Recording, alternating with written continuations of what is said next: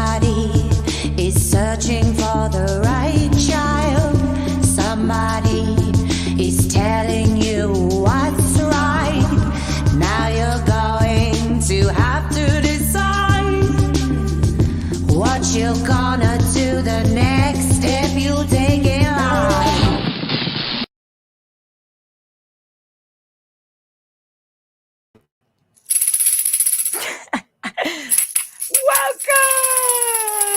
Welcome everybody. Let's bring some excitement in the air. Welcome to the Lara FM TV show / SPTV. I was going to do the horns. I was going to do Lara FM, whatevs. Okay, so this one is fun and special, as you can see on the episode name and title. It's episode 10B. So we still are talking about photos of the Int Ranch, videos of the Int Ranch, things that I will be bringing up. But on this episode, we also have our freaking amazing one and only Mr. Gary Jackson Moorhead, who I will bring up, and the one and only Miss Amy Scobee, who I'm so excited is here. The 3-triangle perfect tripod for this episode, I think. Yes, and I got my goldenrod. Yes, so professional. Look at that. Amy always showing up professional with her attire spick and span. Yeah, but Jackson's on a civilian project with the so he's keeping the PR in with his cities. Yeah, I had to get a color that matched my cheeks because I took a lot of sun a couple days ago out fishing on the big old mighty Columbia River. Ooh, catching a salmon. I think that makes everybody happy watching when Gary's having big fish, and having his time. I think that's a hint that in sports or like either watching games or something. Gary and music. I know you love music. Oh yeah. I got meat in the freezer now. That's so cool. Freshly caught. That's so cool. By my own hand. It's so cool. Was that big one that was in that picture? Yeah. We watch you, Gary. We're all fans. When I go by the seafood aisle in Costco, I just laugh. It's what's all packaged up. Right. Yeah, and the cost of it. Yeah, and that's what I mean. Yeah. That's so funny. It's so cool. It cost me this. I really got burned, so oh well. I'm sure you had a lot of fun too, though. That's the thing. Absolutely. It's like fun with my buds. And actually, you know what, Jackson, I'm gonna send you some stuff that's good for that skin for you. I got some stuff coming your way. Nice. Oh, do you hear this? Is that an Amber Alert or that's the weather alert? The weather? It's the flash warning alert for Los Angeles. It's drizzling in LA, Amy, so that they're under severe weather watch. Yeah, exactly. Basically, I mean, there's a tornado. No, I know. I've been following it. It's just funny, and it is that. It's kind of like, it feels like I'm in Florida a little bit actually right now. Yeah, it feels like it's kind of drizzly and it's warm, so it's weird because normally in LA, if it's raining, it really is kind of cold. Yeah, I'm looking out my window. That's a Southern California downpour right there, though. It is. We're all like, I see the neighbors like putting up their roofs, like checking. I see all the homeowners like checking their roofs. I'm like, this is funny. This is so funny. It's like, something's happening. Anyways, but yeah, it's good to be prepared. Always respect Mother Nature. It's one mother I got. Let me tell you that. Yeah. Okay, well, I'm so excited you guys are here. Amy Scobee, thank you so much. And thank you guys all here that are in the chats right now. Goldie, thank you. I didn't even tell you about this. Y'all are so cool. I'm sure I hope that my IG posts and the little Facebook things help, because then I don't have to I want everybody to know when I'm doing things, but also I'm wild. And just like you guys, we're all wild doing wild things. So it's fun to be able to get us all together. And I was just talking to Amy about being like, how cool that would be to have Jackson and Amy, two people that know my childhood as a life, as a cadet, knows the parents. I talked to Janice, so I'm like filling up even my own. I thought, I'm going to do this for the cadets that are still under the radar and that aren't really, this is filling up so much information. It's unbelievable what this is doing to me. Like, we do therapy. We do that. We all do that for each other. Right. I mean, I know. I think that's just so cool. It just really freaking warms my heart. And I could see when you get information, just the change in you, like you're like, oh my God, it fills a hole, like, oh, that's why that was done like that, and I think there's a lot of questions that you answered and that Gary answers all the time. And Janice was answering that. I'm like, oh, I didn't even know that. I didn't realize that there was a hole there. I didn't realize there was missing information. Like there's some information we're like, there's no way we would know. There's just no way you would know if something wasn't there in the nature, or you don't see a reflection of it through somebody else or other people. You're never going to know that, whether it was the right thing or the wrong thing, or the way to do it or not.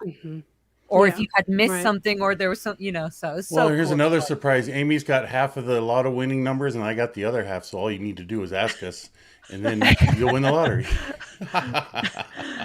I wish. That's very cute.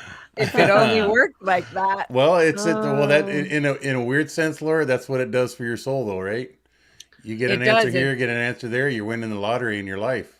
That's what I mean. It feels like, oh, I don't have to deal with this anymore. It feels like, you know what? Instead of trying to spend many hours in therapy sessions on this, or even group sessions, or doing certain things that sort of heal and teach you, the whole time it's like, I just needed the information. I just talk to people who have the information. Exactly. Yeah. And it's like, this is why I'm saying this is my therapy, and not in a selfish way. This is a therapy that I couldn't just go and pay somebody to get. Like, oh yeah. No. And so of course I feel great to be able to do it for other people, but it really is really helping me, and it's helping me in ways that are uncomfortable, but I see the growth myself. So I'm like, I'm going to keep doing this because there's so much fun in it too. It's kind of crazy and fun and relieving. It's kind of like when you're sweating or something and you feel like you're running and you build up a sweat. You're like, this feels good. I could keep going. I'm tired, but I could keep going. Yeah. It feels like that. It feels like, oh God, I'm finally sweating. Things are finally moving. That's what it feels like. Yeah. Agreed. Yes. Thank you so much for freaking being here. And I'm sure I might open up some memories and ideas and everything for you guys on the way while we're doing this, because I do want to go through the photos in a way as if the viewer were the cadets or the people under the radar, or people wanting more information, like family members.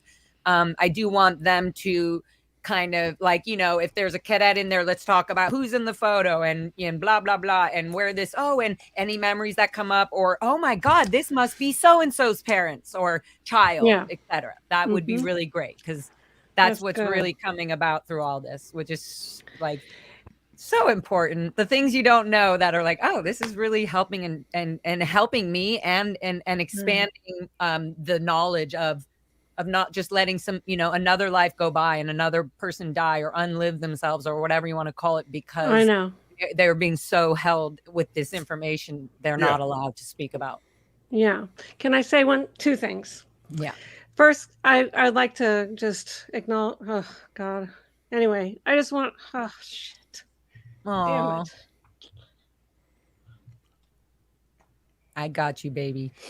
On behalf of Amy, I'd like to thank everybody for reaching out and expressing their love and for Amy's recent event. Yeah. I appreciate it, Amy. I appreciate you took the time to share that with the rest of us. Oh my goodness. That had to take a big It made me want effort, her. It made me literally it made me be like, I'm telling you, that reaction I just thought maybe Amy doesn't remember me, or maybe she doesn't want to talk about the kid. I don't know. Like your reaction when you and then I was like, there's something about it. I started following you even more, and then you're telling your story and your dad and all this, and it's just like, you're so freaking cool. I love you guys very much. Oh my God. I'm so sorry. Oh, okay. What the hell is happening with this mess? But anyway, so thank you for the people who are giving condolences and everything like that. Thank you. It's super, super hard because my dad was a rock. And the thing that makes me, you don't even have your dad in your life. And that's the thing that just kills me because of Scientology, and then losing that 27 years that I could have had, Yeah. I just talked to my dad this morning. Talked about fishing, the weather over there in Vegas.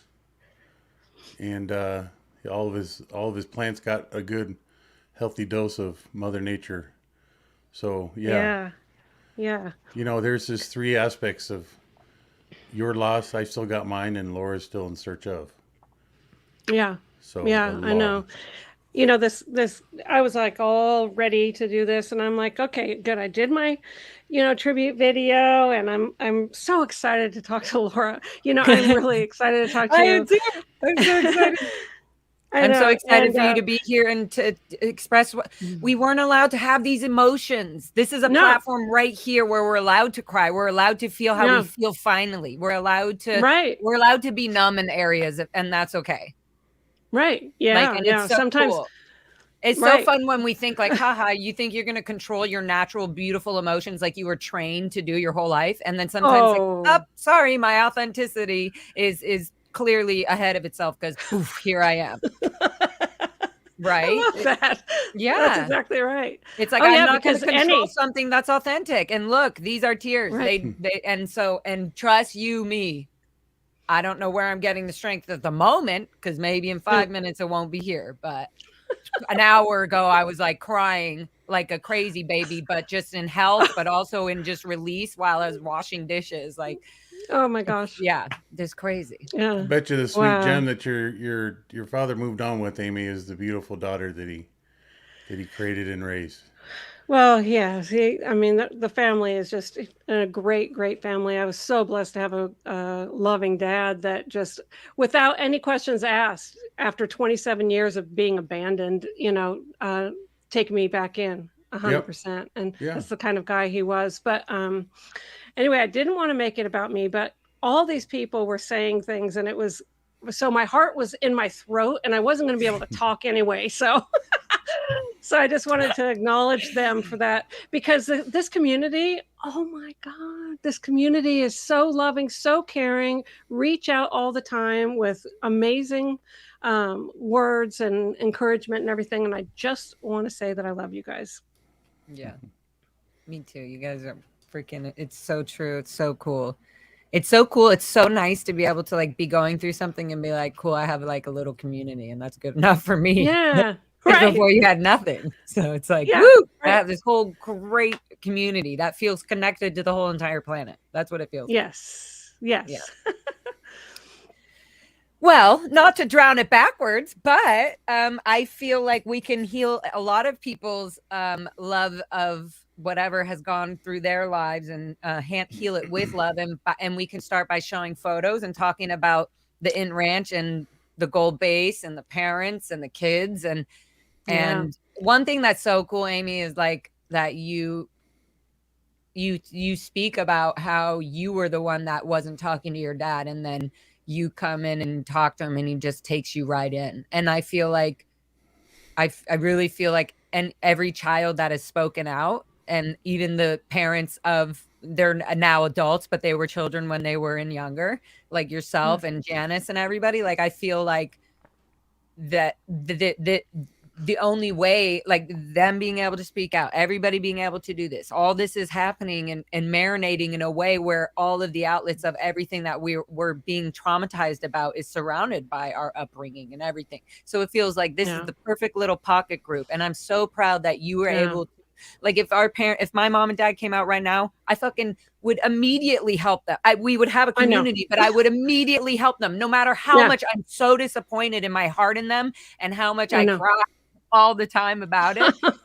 Like, it's like the immediate thing I would do is, whether I could or not, I would be helping them right away. So it's just quite incredible that same for your dad doing it. It just shows that there are people like you and me and your dad and everybody that are connected in and out of this world of Scientology that would be very relieved getting Scientology out of their system or out of their family genes.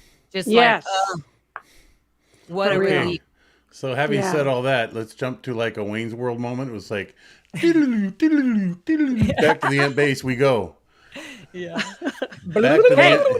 We needed that moment, Jackson. I know. No, I know. I just thought I'd throw some humor there. As like I was trying to figure out. And now for today's episode, back to the, as we go back to the Int base, Yeah. Wayne's World. Let it begin. You know, someone said, I wish I just got these photos and I wish I could show them on here because it's not my thing, so I'm not able to. But one of them is me with my cat that I had when I was in the Sea Org, and it was confiscated, Jackson, and taken out to the Happy Valley. Yes. Wait, what cat? How did it look? What if the kids took care of it? Okay, hold on. Well, I have to see. What if this was one of my favorite cats that I snuck in? I hope it was. Her name was Tara. And maybe I can show it on my phone just because my aunt sent it to me. She was looking for photos of my dad and she found some old photos of She's not a white and black. Is she a white and black? No, that was Milky. Calico. I don't know if you're going to be able to see this. Damn, every time I turn it, it turns to the wrong direction. It pisses me off. It's because your rotation is on. Well, you got to go to edit quickly and you can rotate it. Okay, well, I'll do that while you guys talk. Yeah. Okay. Just rotate it to the way you want. And so then... speaking of cats and stuff at the Int Ranch, like we weren't allowed to like me as a cadet, I wasn't allowed to have be the owner of an animal. It had to be owned by an adult. Right. Oh, we took care of them. Okay. Yeah. As literally we're giving our own food sometimes to them just because we that was our connection. We just were like, oh, we there's not enough hay. We'll walk them out. We'll get them to the grazing. We'll collect them. We'll bring them back. We'll let them. I'm trying to find where the stupid rotate button is. Oh, on the bottom right. Settings. On the just bottom go to right. Settings. Yeah. I'm on settings. Okay, on the bottom right. On the bottom right, you have to hit. It's right. Look, Amy, look at the screen. There's a circle button that has a circle arrow in it. And that if you tap that on the settings, it's like a circle with a circle. Okay. If you tap it, that means to stop it from rotating one way. Okay, let's see if I can. Did it do it? So if you slide up I think you saw it. I'm not even in the right place. Okay, so if you slide I'm on settings. I'm on settings. Oh, no, you need to bring the picture up itself. Have the picture. Oh, the picture. Yeah, do it while you got the picture. That's why it's happening because I don't know what I'm doing. So when you got okay, so now I see those buttons. Such a hypocrite. I hope I'm going to do pretty good because I've gotten some practice with these photos, but I'll be the same way, Emmy. I'll be like, oh, whoops, sorry, let me flip this wrong. So now what? Okay, let's see. There should be a hit edit up on the top right. And it'll say now on the bottom right. Circle. Now on the bottom right, there should be a little, hold it up to the screen again. Hold on. There's no anything on the bottom right. The border should turn black. Yeah, okay, so go to on that square down on the bottom right. You see how square. It has the arrow? Yep. Okay, now up at the very top of the screen on your right, you can see it's got that arrow going over a triangle. I got it. Okay, and then hit save. I did. And it'll freeze it there now. Boom. Okay. It won't rotate anymore. Now zoom in. So I'm going to try to. Now you can zoom into That's your you photo. And Jimmy. Oh, wow. Look Mr. at that. James. My husband. And it's a calico. It's a calico cat. Yeah, there you go. Now put it toward it. Wow. Oh, yeah. We did have a cat like that. You did? Okay. Yeah. So Jim told me that it got eaten by a coyote out there. I mean, I'm not going to lie. It wouldn't surprise me, to be honest with you, but that's terrible. I didn't. You say confiscated. It depends what year it was. Yeah, they confiscated because it's what year was that, Amy? To the post. It's a distraction. No, it wasn't. It wasn't that. What was? That's what we were told. What year was they were it? saying they couldn't. They didn't want them to have another if the animal has to go to the vet or the MLO. Ladies, I should let you know that for a majority of my time in security at the Int base, I was in charge of anything and everything in the handling of the animals. There never was once an order or directive ordered to take away the animals from the staff.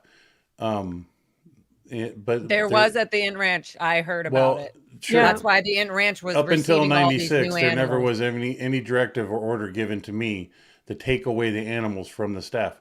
If they had them and we chose to no longer have them, then we would had a cutoff point that if we discovered anybody interested in obtaining an animal, we would kindly inform them that that is no longer available to us. But we even went so far as built kennels Yeah, I remember there were kennels. This is probably afterwards then. And so what year was that, Amy?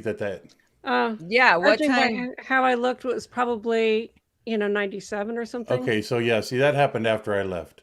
Yeah. So I was last on post in 96. So up And we until were I was in 96. receiving all the animals and all that in 96 and probably 97. that order probably So came from Danny and Dunnigan. everything was getting really strict when you left, Gary. There was a No, lot I know. that, so they were definitely doing that. I want to put on the record, they definitely were doing that. I knew that certain people were no longer allowed to have dogs. Only David Miscavige was allowed to have his beagles, and even the beagles and the dogs were at the Int Ranch too. So there was definitely that's kind of why I wanted to highlight this transitional point to help people better understand. There was, one time something may have existed and eventually was forced down everybody's throat. And I would also, that kind of triggered me a little. Aaron and Sterling Tompkins just had like a live thing the other day, and Sterling said, "Oh, every time I went to the ranch, it was just for sports and stuff, but it didn't seem, and it was like, how dare you? How dare you say something like Sterling when there's a whole other thing you could be talking about that you were abused in your organization and everything. But how dare you say that didn't happen when I was there, when you only went to the Int Ranch to play sports? That is just insane to me. So never, that is do not go get your own therapy, Sterling. I wonder, that's another question I wanted to ask Sterling. Sterling, have you gotten your own therapy just on Scientology for more than 1 or 2 sessions? Anyways, and that's why I actually commented and wrote, Sterling, your mother, his own mother was one of the abusers who I love. This is it's not like I didn't love people here at the ranch. Okay. But let's get real. Do not say shit didn't happen at the Int Ranch when you were not at the Int Ranch there getting it abused to you. Go talk about your story and your life. Never speak my name out your mouth saying, I don't even remember having even a conversation with her. Yeah, because you weren't at the ranch, Sterling. You were not there when your brother, Nathan Tompkins, was being abused and then was being abusive to us. He was then the governess to us. So that shit. Woo. See, trigger. Brrr. Yeah. I mean, people can speak their own truth. Animals were definitely taken away. Where are my animals? Yeah. My cat was taken away, confiscated, and taken to the ranch. I'm truly sorry to hear that. That was done by security. But I'm glad, Jackson. I'm glad, Jackson, that wasn't done under your watch. Yeah, something I always meant to ask. It never was. I actually fought for it. Rid of people like you. I put a tremendous in terms of the history with the animals. That's when I discovered that the base had 15 addresses. I discovered what it was required by the county to establish the kennels. It was my suggestion that we build our own kennels and give all the animals a place to live and properly be cared for rather than tied to a post outside of a building and just left to be on a short leash. At least they had a place to, they can come and the staff can come visit them after meals. That was my other thing that I used to say was at least people can come off during the meal break and come out and see their pets, see their dogs. Yeah. There weren't kennels for cats, don't get me wrong.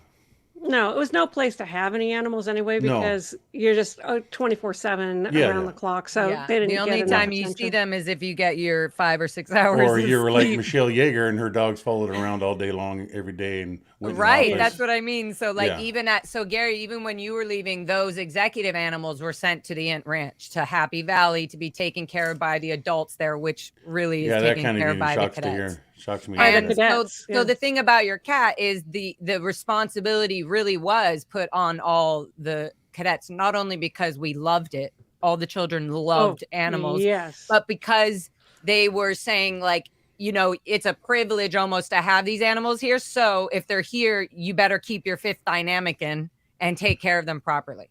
So we were like, oh my God, yes, we'll do any, so it was exciting to take care of the animals. A lot of kids have talked to me and I've told people here on the live that I had many deep connections with animals, my animals at the ranch, where I thought I owned, this adult, Yolanda Avila owned the dog, but the dog listened to me. I taught it everything it knew. It came to my whistle. You know what I mean? Let me ask you this, Laura.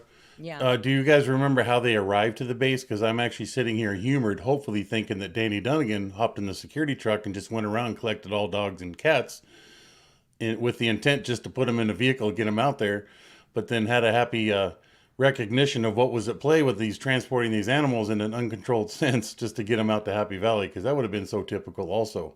But did they bring all the cats out of one shot, or did they bring all the dogs out of one shot? Or I'm they just sure it was out? just little by little, yeah. Because they're not trying to openly make it a thing that they're not really interested in animals, because that would look bad on the Sea Org. It was a happy medium, just short of them doing the most disgraceful thing, which is just casting him out to the South 40 and letting him run amok until they become part of the food chain. So let's not even put that in our minds. But we will talk about what they did or didn't do after the kids and cadets left the ranch. What happened to all the animals? Yeah, and that's what they were all sent to the pound, or they were anyways. Happy Valley was. I need to talk to the person. There's somebody I need it. So I've spoken a little bit to Tom DeVock about this. I've spoken, to people who are on missions to destroy any evidence at the Int Ranch, which is going to be cool. So mind my little footage here, because this footage I thought was being taken by the people we were on the documentary out there for, over the Rainbow documentary, which didn't put out any of the footage of all the details and everything I was talking about and whatever. This isn't about that documentary. So what I'm saying is this footage is very bumpy, and there's some footage of me just where the camera's just on me and I'm talking, but it's still at the ranch. We're there, and I'm going to speed a bunch of it up. You're not going to hear any of the audio for all y'all listening. So if you guys want, I would prefer to just kind of just go down the list. It's kind of mixed. But first pictures, and just go all right. And you can kind of see yes, this is the motels. Oh, wow, this much. You can see what years it looked different. Anyways, so that's what I want to do. And then we'll just go from there. Is that cool? Quickly, Amy, like your cat, Amy, when I was riding out at OGH about a month in, Sherry and I had a dog, Kira. Oh, okay. And it was a Shepherd Akita mix. So anyways, I suddenly had realized coming out of my fog was oh, can you bring Kira out here? Thinking she can be here with me while I ride out, because I'm going to be leaving with her. Oh, no, Jackson, we can't. I said, why not? Because she's dead. What do you mean? Yeah, that's what I was told. I don't know what happened, but that's what I was told. I went bat poo. And not only that, I said, didn't you ask them how did she die? What do you mean she died? I was told that she got parvo, which I know was not the case. So Gary, this is what I'm talking. This is why I got so triggered when you're saying things didn't happen. But it makes sense with what you guys are telling me that. Right. A lot of really bad things happened. I know something. Even the fact that Teddy, the dog that I took care of at the ranch as a child, whether I was forced to be anything else, in my heart, that was my dog. Yeah. And apparently, after all of the look, I'm still emotional about it. I still don't know. That's why. Because I don't know what happened to him. Yeah. But he had an issue with eating watermelons out in the organic, yummy fields that they would be sitting with us when we're working and doing everything. Yeah. He would go and kind of go out in the field on his own and chew up the watermelons. So would the coyotes, Yeah. So I don't know what they would do when they would trap the coyotes. I think Martin Hobscheit would shoot them. Yeah. Anyways, I didn't mean to necessarily stir that boat. No, we are going to stir it up. We have to. This is what we're talking about. Int Ranch photos and video talk. This is what we're talking about. This is the stuff that comes up. Let's get into some photos. Okay, so some of them will be shitty, some might be repetitive, and some I might have already brought up in other streams, but I want to bring them up with you guys, particularly because you will know the kids and stuff like that. Okay, so let's start off with number one. I'm sure you guys will know this. I mean, I know you guys will. Okay, share screen. Just be patient with me. I'll go like this. Okay. You guys can see that? Yeah. There's the intro. Oh, yeah. You could do your little tunes here. Doo, doo, doo, doo. And here we have the front gates of the Castillo Canyon School. Oh, yeah. What a beautiful school. Obviously, that's a stage shot because it never rained, but that's a classic watered down the pavement so you can see the pavement.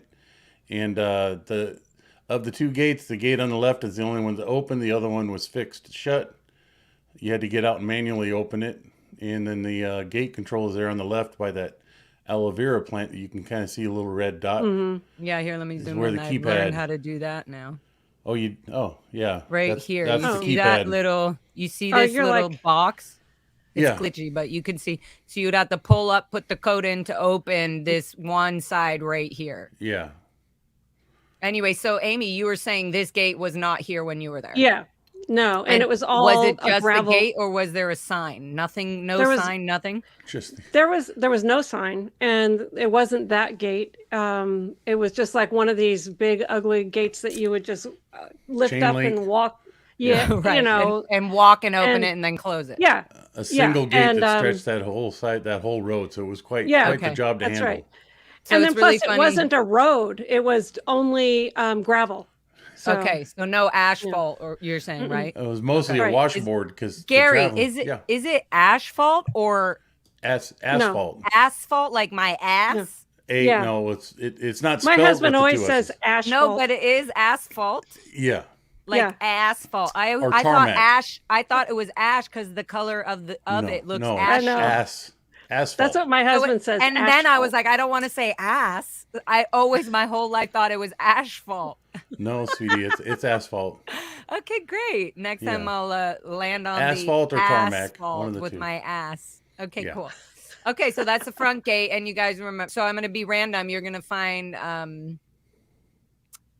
This is okay. Yeah, I just want these to be on the screen, and then I never have to show them again. I think in the future, even though they're just random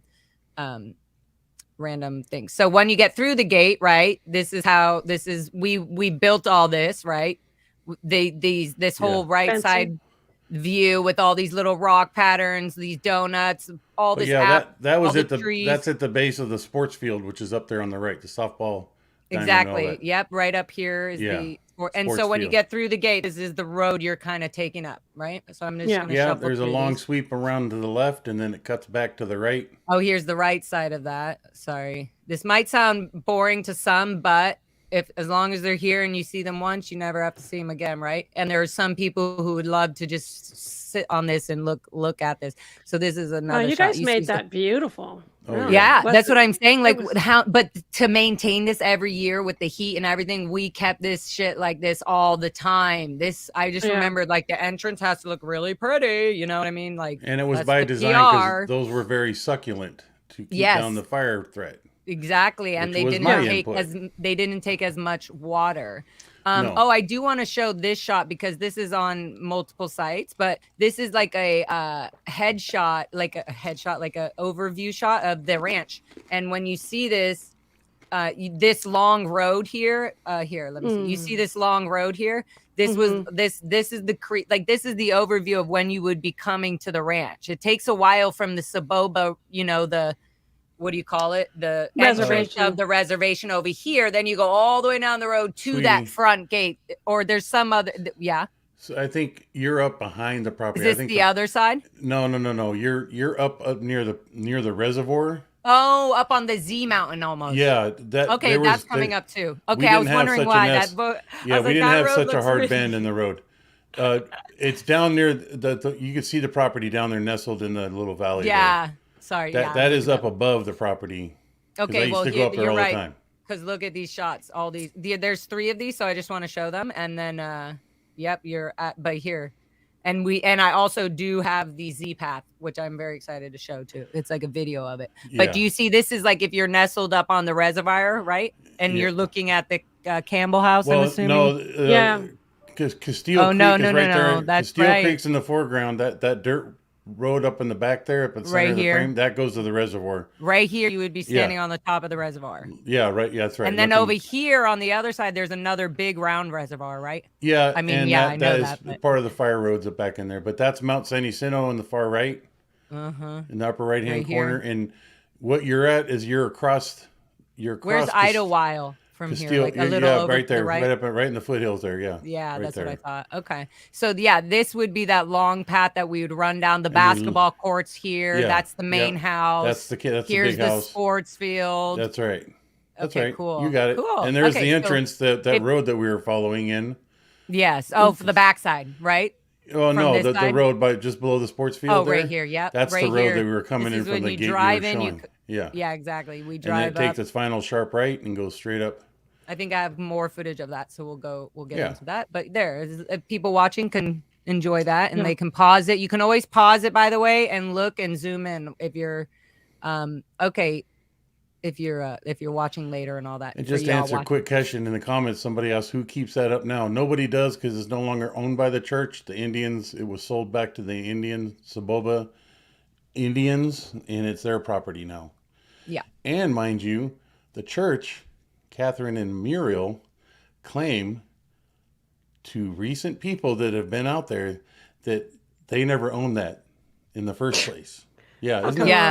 Freaking I mean, let's have thousands of people live there and then say for that years. they never had it. Yeah. Oh, for God's sake. sake. I'm like, good luck with that, because like even this video we're doing right now is going to show complete otherwise. They're claiming no affiliation with that place, so it's just a set of balls on them. Ridiculous. Yeah. Isn't that this? It's so. A set of balls. They specialize in lying, right? Yeah. They just lie, like just. Oh. Okay, here's a cool one. I wanted to show you guys this. I showed this on the other thing, but I love videography. I love film and pictures and imagery. So I wanted to share this. I did play it, but this is under the bridge. That's the bridge, yeah. Okay, I did a video. Gary, you will love this. Look at how cool this video is. Because I want to use it for a music video someday. But this is also the bridge that was really scary.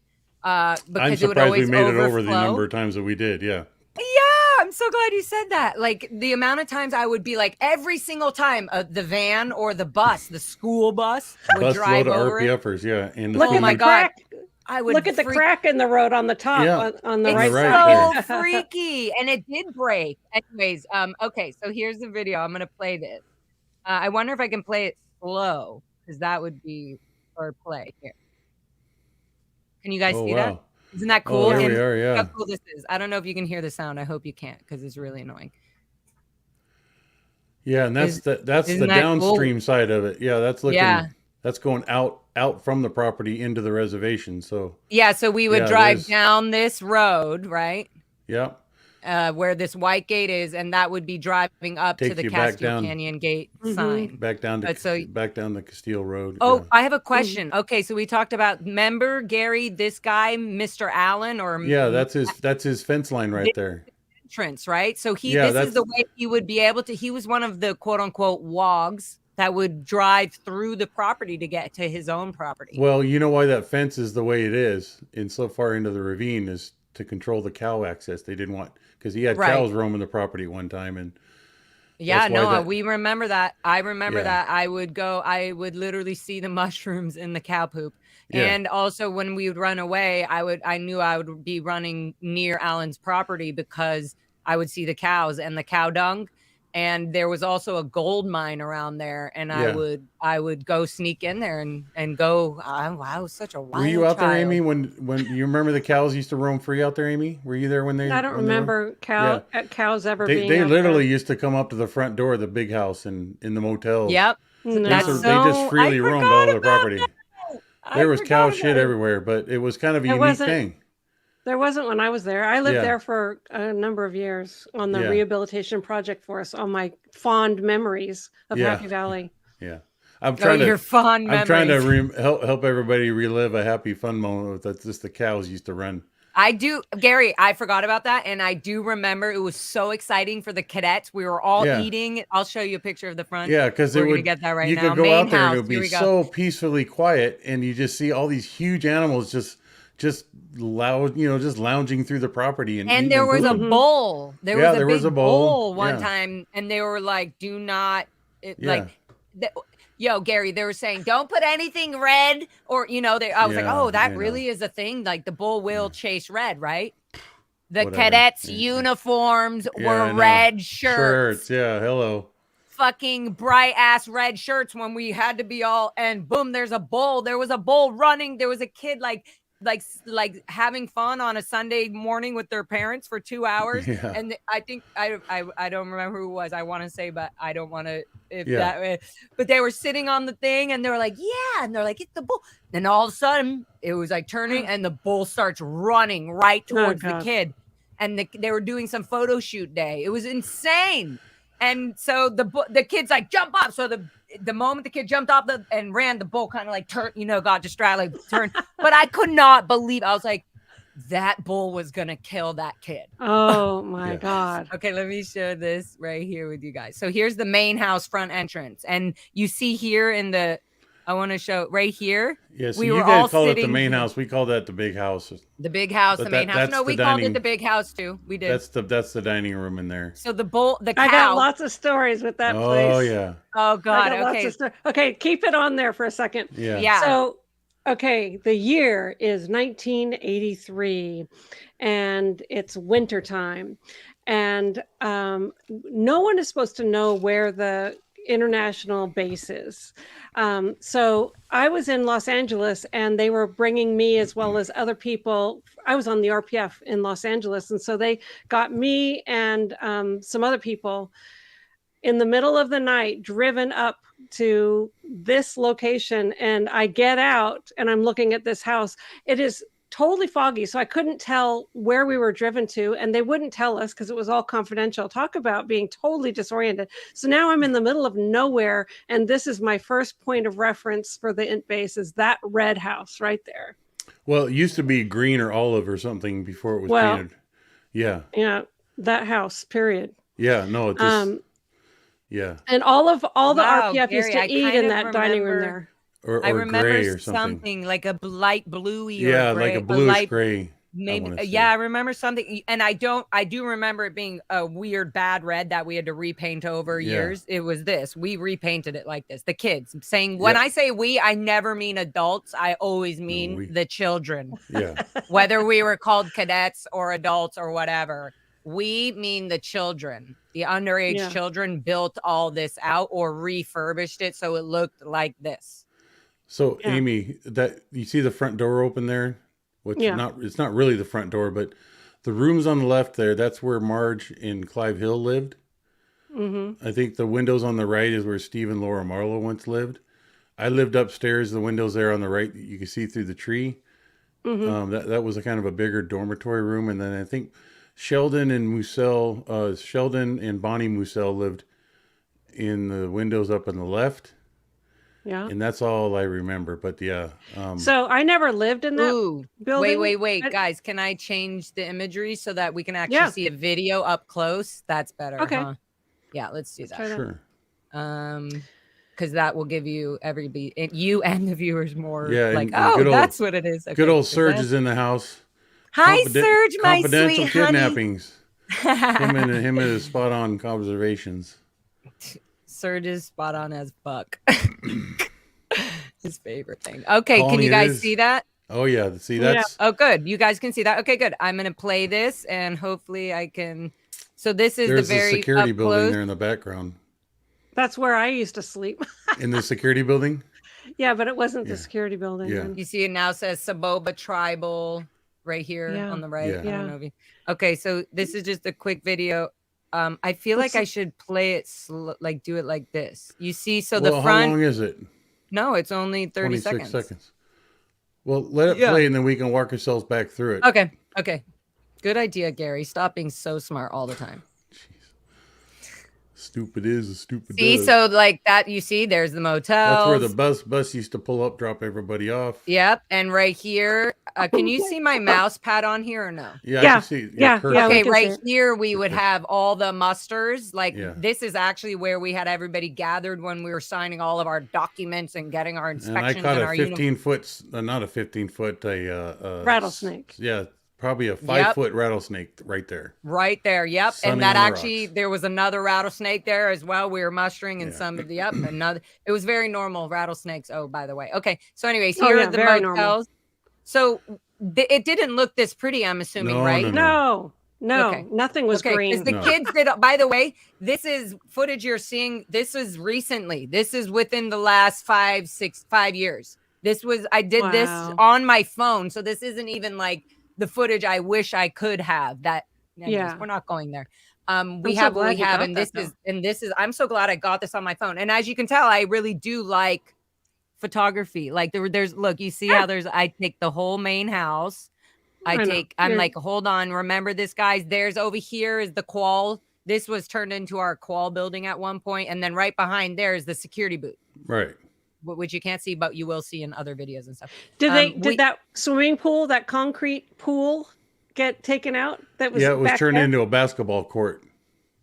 Oh my God, yeah, but we did have another pool. There was another pool made that looked like a whale kind of ish. What Amy's referring to is where the basketball is to what you know to be the basketball court. Yeah, used to be. I remember a that. very deep. It was the swimming pool. I do remember that. It used to be like an old swimming pool. Feet. Yeah. Yeah. It was never full when I was out there, but just concrete. Yeah, just concrete. I'll show you a picture of that soon. But so this is cool, right? The whole span, and then you can see the fire pit, Gary. I'm sure you remember the fire pit. And they're right over and here. This is wow. In the ranchos, that's where the RPF would co-audit. Like that's where the motel units were. Motel units, yeah. That's where the course rooms were. Where would you guys sleep? We slept up in the garage, over by the pool. What was called the library in the garage. Wait, what was? Oh, up by the pool. Oh, you mean where the course rooms are now? Like, I guess. Well, I don't know. So would they go? There. If you went on that road we're looking at right there. Yeah, if you went straight. Yeah, go straight and to the right. Yeah, like right over here. That's right. This is what we would call the schoolhouses or our course rooms. Okay, so that's where we would all be in dorms. Yep. Wow, so they just changed it. There was a male dorm and a female motels. Dorm. That for the RPF, that was it. There wasn't many rooms. It was one. How many RPFers were there? A lot. A lot. There were like 100. Oh, okay. How about the old chicken coop for 2D space, Mimi? Remember that? The chicken coop that was used for 2D time? Fucking disgusting piece of shithole that was.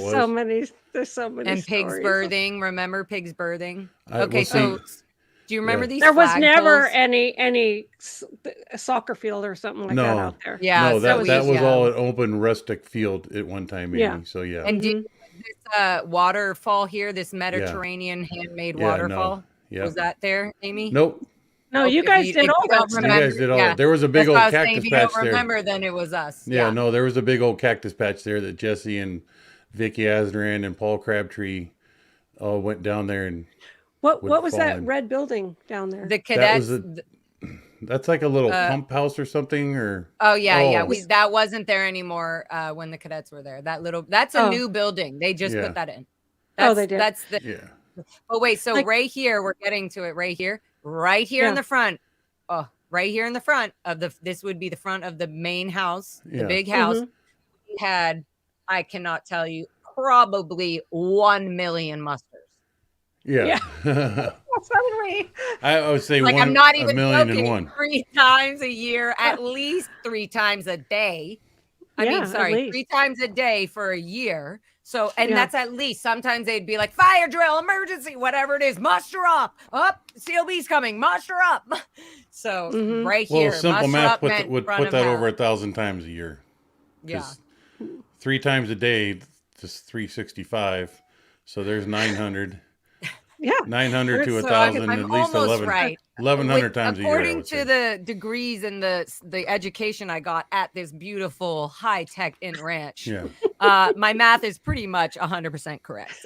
Sometimes it was foggy, sometimes it was 110 degrees, sometimes it was a little mist. Oh man. Yeah. It didn't matter. You had to be there. There were always black widows, always rattlesnakes, everything in the elements out there. Yeah. Yep. I mean, there used to be a garbage dump out there too. Mm-hmm. Oh, there was a dump. There was a burn pit. We had a burn pit out there. We just take care of all the shredding. I built. Okay, so look, there's another. I'm gonna get to that too, you guys. You're gonna be able to, but that's good. You're saying it now so that we can go back to it when it pops up. You can be like, "Yep, this is the dump." Do you remember the big dump that was bought? Anyways, I'll show you where they made the dump when we were. Well, there was the Indian dump, and then we had our own dump. Yes. Yeah, good job, Gary. Wait, so the own and we dump. Had to empty that the dump. own dump. Wait, when you say our own dump, it was on the ranch property, right? Yeah. Yeah. Okay. Good. Yes. Yeah. So maybe it was that big hole that was up by the pool shed, as you're saying now. Yes. Okay, I'm going to show you. Okay, so anyways, I just want to show you this quick cell phone footage right here. I know it's fast, but it's just so you can see, like, even that there used to be a tree here. But anyways, this whole front, we did this whole zigzag path, all these rock walls, all those you guys stones did were so placed much by work. all those stones were placed by kids' hands. Yep. Guess where they came from? The Down creek. at the We creek. had to haul them from the creek. All these rocks, haul them from the creek. And look at how they're like flat on the top. We had to specifically get, like, look at this. We had to know how to make sure to make, you see how the top is all flat, It so was it would really true fit in like work. a wall. Like, Stonemanship work at what, 8 and 6 and 7, 8, 9-year-olds? Between 5 and 13. And maybe a 16 or a 17-year-old randomly here or there. Yeah. Anyways, okay, that's that. I wanted to show you that. Okay. So do we want to, motels? I think, I showed you guys that, even though that's a great picture of that.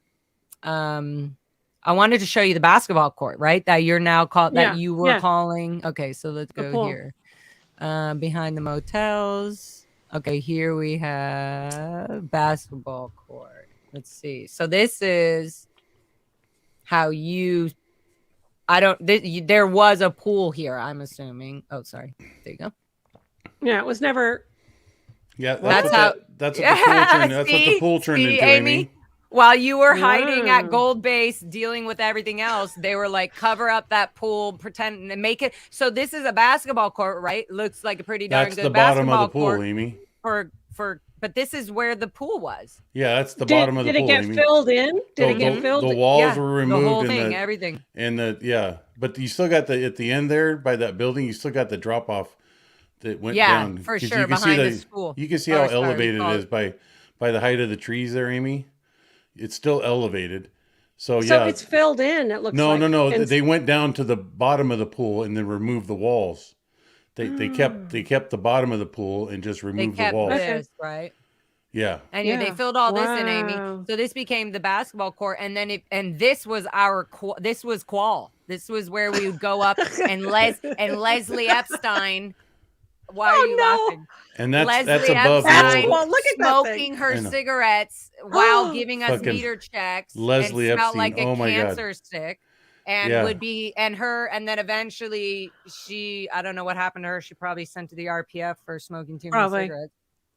She was sent to the RPF so many times. Oh, Leslie Epstein. Oh my God. I think I more feel than bad. Me. Yeah. She had three kids, right? Jessica, Mike or Matt Epstein or something. Jonathan. And Alec.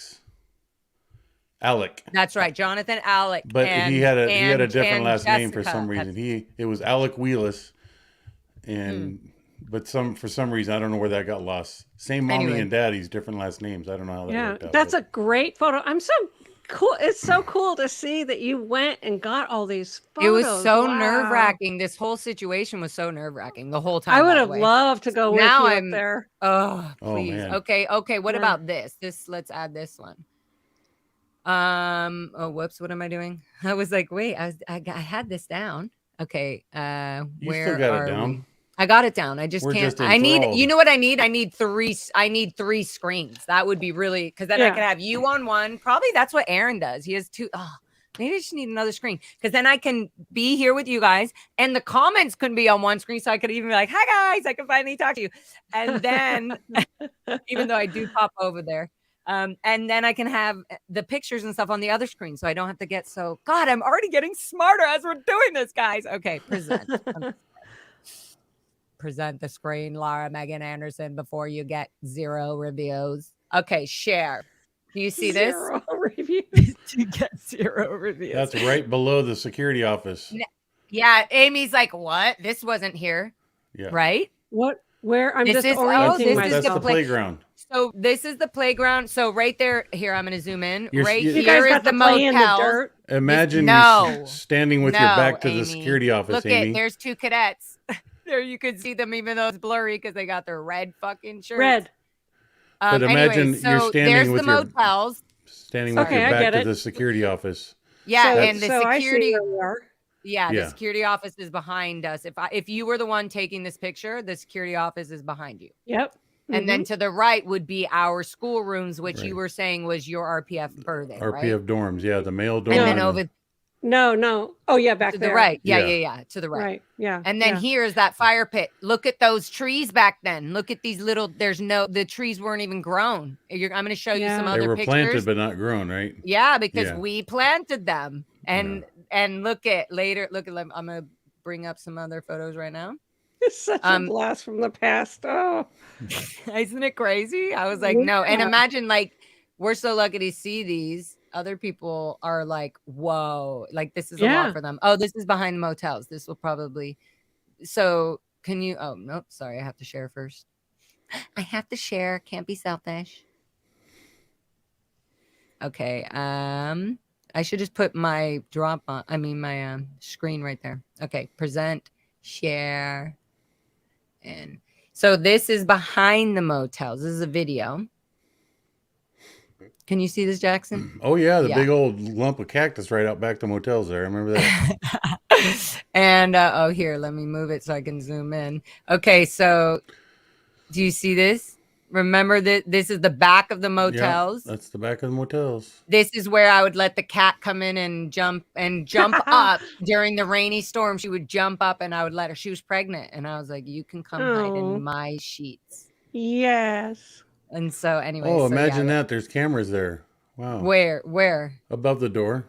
I mean, there always are. No, there definitely is. Oh, right no, there. there was cameras everywhere. No, I know. I said I was just pointing out the always. Oh, look at that. There's a security camera. Yeah. Okay. So now this is all, this used to be a big gully. They called it the gully. Yeah. Do you remember that? And so, yeah, anyways. Well, that was where our first fire pit was. And this was the horse corral. Well, we dozed it out so we can burn a shit ton of shredding. Shredding. Explain what shredding is, Gary. Oh, well, that was basically legal documents. Well, it's just anything and everything written on a piece of paper that the church no longer wanted to have anything to do with. Instead of throwing the garbage, we burned it all. Yeah, basically evidence. Gary, it's evidence. Even to show a judge right now in a courtroom what the condition of treason is and liability and what you have to do, that's evidence. You want to hear the funny thing? If you went out there with the dozer and started digging it up, that's what I'm talking about. Half that pile never burned. Let's go and let's go to the dump. Let's go to the dump.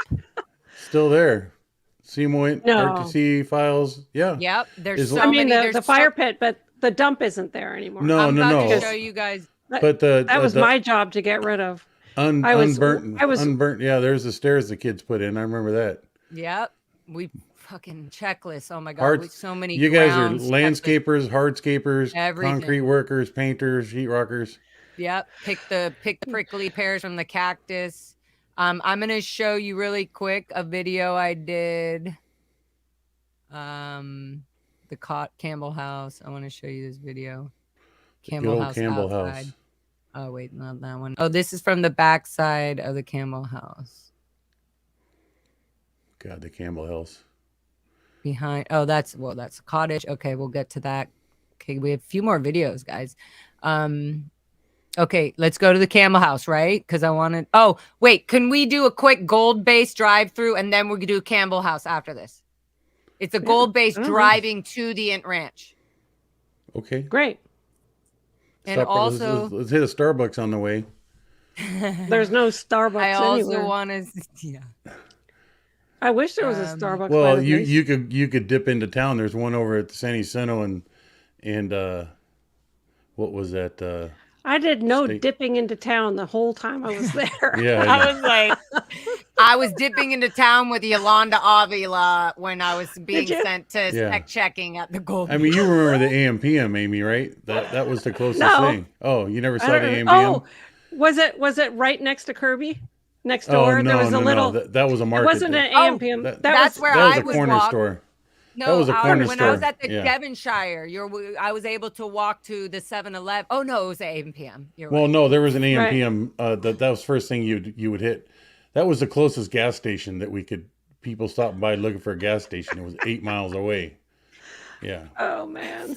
Okay, here you guys go. Okay, we're gonna do this not quick, but I don't want you to. You're probably like, yeah, we've seen this footage. No, I don't know. I don't think you have. Okay, present, share. So this was me taking footage of when I was driving from LA, obviously, up to Gold Base, and I was like, oh wait, guys.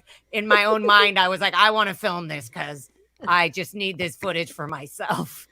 And this was just naturally on my own thing. Can you? Oh, good. You can see that. Okay, good. Yeah. Okay, perfect. I'm going to move this so it's out of the way and I don't annoy the world with that. Okay, so it's kind of quick, but we can slow it down at any time. Just tell me. But so this is, I get.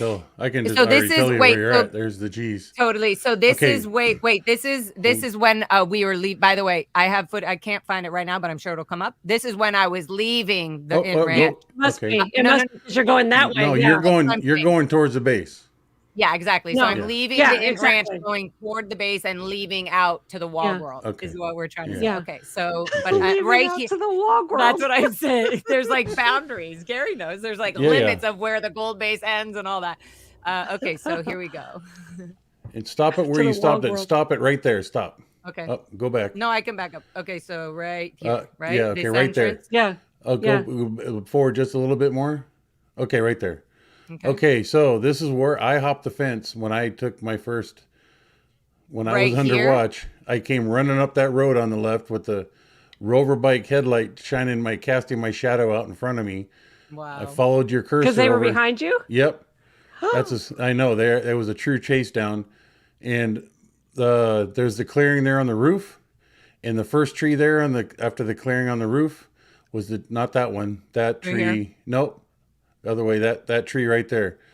That's the tree that I scaled and hopped over the fence. Wow. From the inside out and ran across the street and laid in the weeds for 3 or 4 hours. Wow. But you laid in the weeds because then they were looking for you elsewhere, thinking you were running off. I was all dressed in black, and that was where I made my first escape, and then ran all the way out to my firefighter. That's a vulnerable spot there. Yeah, well, tree.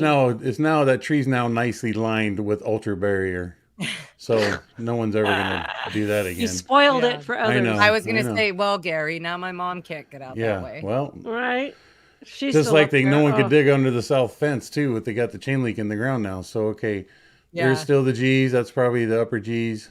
I'll just pause it a little bit. Sure. And there's the entrance. That's one of the entrances. That's the main entrance. That's the main entrance to the G units. But what's the G units? People are asking, like, where's motor pool and all that? They remember going. You still got a half a mile to go. Okay, so it's not the main. That's not the main entrance where the booth is. Nope, that's the G unit. I pointed out on the last episode, Gary. I was like, look, you see all this dirt, piles of dirt coming up. That's by design. For sure. And I remember that when the picketers, I remember the SBs when they were picketing outside Gold Base, I thought it was like, oh, that's so smart. Because I was a Scientologist in mine. They took water trucks and they were spraying all of these mountains with water so it would get really muddy and clayey. Okay. Can you see all the real estate that's between, go back just a little bit. You mean from the beginning here all the way? No, where you just were. Okay. There's a variance in how much real estate is between the wrought iron fence and that curb along the road. See how much it gets deeper there? See how much? Yeah. Okay. Now, there was a problem when we were designing the fence line in that our property line did not maintain uniformity along the highway. So we had to figure out how we going to avoid people piling up on that open real estate. And that's why they came up with all that landscaping with the cactus and prickly stuff, but people could not occupy it, but they were not trespassing at the same time. And as you go closer towards the main property entrances, you'll see how the wrought iron gets closer and closer to the road's edge. And it's literally following the property line. So it just ironically, to their benefit, worked out that the main entrance area, see how there's just little space there? And there's not much, and the bushes are right there. And then all the bushes were purposely not for aesthetics, but to occupy space that human bodies could not occupy. And to the right of the gate, you're going to see a bunch of cactus and prickly plants, and actually nowadays Nowadays, right there is a bunch of stuff. But yeah, this was like 5 years that's ago. the old sign out front too, by the way, just to the left. The electronic welcome to Golden Era. Oh, yeah. That's the original sign. Right here, right? Now that they took that electronic sign out and took that's the original signage out there. So it's been upgraded since. Been a whole new landscaping done out there too. But wasn't this you? When did you take this video? Like 5 years ago. Oh, okay. So sometime in the last 5 years, they've changed it because they got a whole new sign up there now. They don't have the electronic signage. Oh, okay. But man, the amount of times I remember driving through this gate to go to the dentist or to go. And surprisingly, you caught with the gate open. Looks like the gate's open on the right. Yeah. No, I lived here for 20 years. Yeah. Property. There's MCI. Behind these gates. There's the garage. Behind the gate. What's this building That's here? the landlord office. Through those windows right there was the Int landlord office. And Amy, did that change later when you were there for these buildings? That's what it was. No, that's the garage. And, and there's props was right there. And this was the gates where all the buses would come through, right? Yeah, that's to hide. They can't go through the front gate. That's just so big. Yeah. They would And have it was by design that way, Laura. And that's you have to. That's a simple logistical thing you work out when you're just basically working out a property. Is where do you want what vehicles to go where? So you're like, okay, buses can. But that's also the entrance now. Also, that leads you to the castle, the new city studios. Yeah, and when you pull up to this, you're. Let's see if I can't zoom in. Dang it. That is the gate, Amy. That's the gate that Tom DeVock took a ride on. When he started climbing it and they were opening it. I thought it was across the street because it came from the right directly behind this is where the hole was. It's the west gate. That's right. Oh, yeah, that's right. Okay, well, I'll get that side soon. Okay, so then remember the castle. I mean, I'm sure you guys know the castle. Amy, right? Helped build it. Yeah, my brother. So you know my brother probably very well, Jarrett Anderson. Yeah. Is he out or is he still in? He's out. He's dealing with his own head. Is he? He's out. Good. Yeah, at least he's out. Yeah. He's trying to stay sober. He's trying to get sober. He's trying to do a bunch of things, but we all have our own past. We got to learn the ways we learn. And but he told me, he was like, when I showed him this footage, he was like, oh my God. He's like, wait, pause it. He's like, the amount of work I've done in this. He was like, he felt like he built this whole thing. Yeah.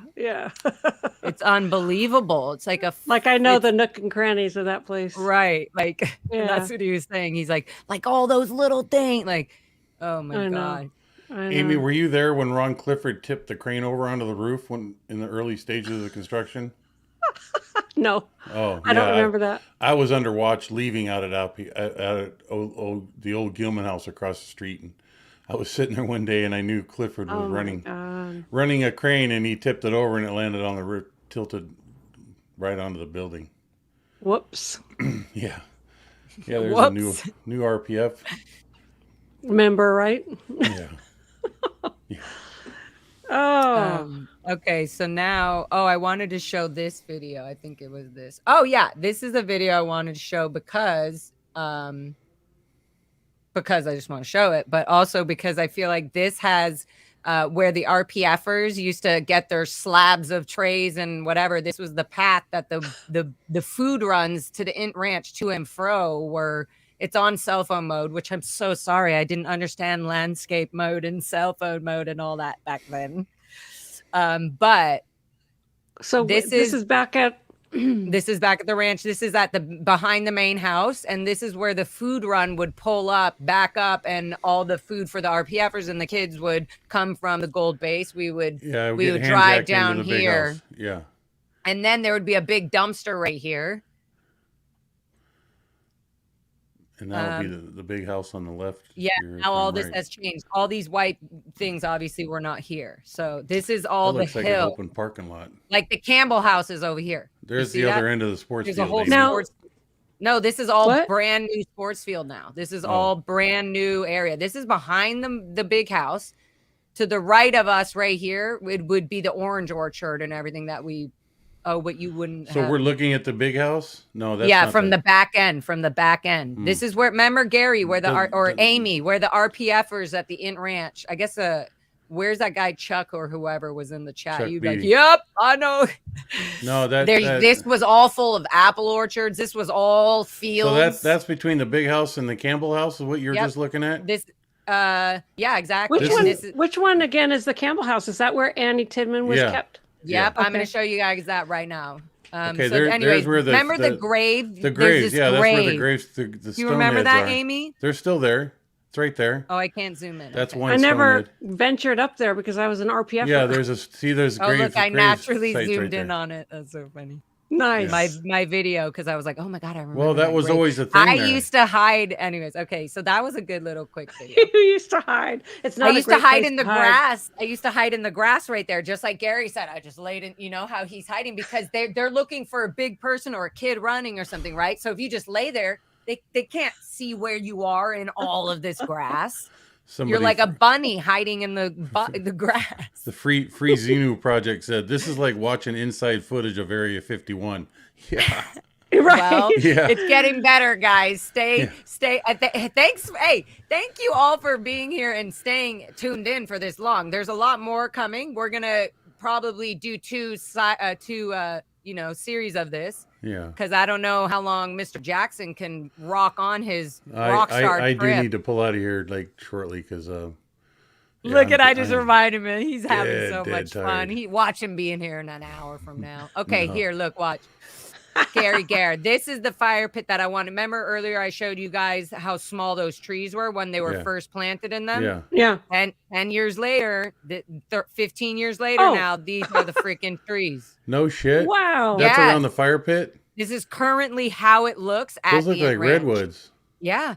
We would do all of our training in here. This is where all of the let me pull this up so I can be a better Those trees were initially watered. Oops, sorry. Oh, there you go. The front of the schoolhouse. Yeah. Right. Okay, but look, do you see that? Remember that first photo I showed you? They were so tiny. Yeah. Remember? Little twigs. And now look at that. Unfortunately, those trees first watering was the sweat dripping off of the kids' heads that planted them. Literally, I think that's pretty amazing that these trees have grown so incredible. Vibrantly. Yeah. And we put all these rock fantastic. borders. We built these lamp posts, which they obviously didn't maintain because there's no lights on the top of them. But there's the backside. This is the whole motels that we would call That's it. the north side of the motels. Yeah. The kids were standing right here. We were marching and doing muster drilling right here.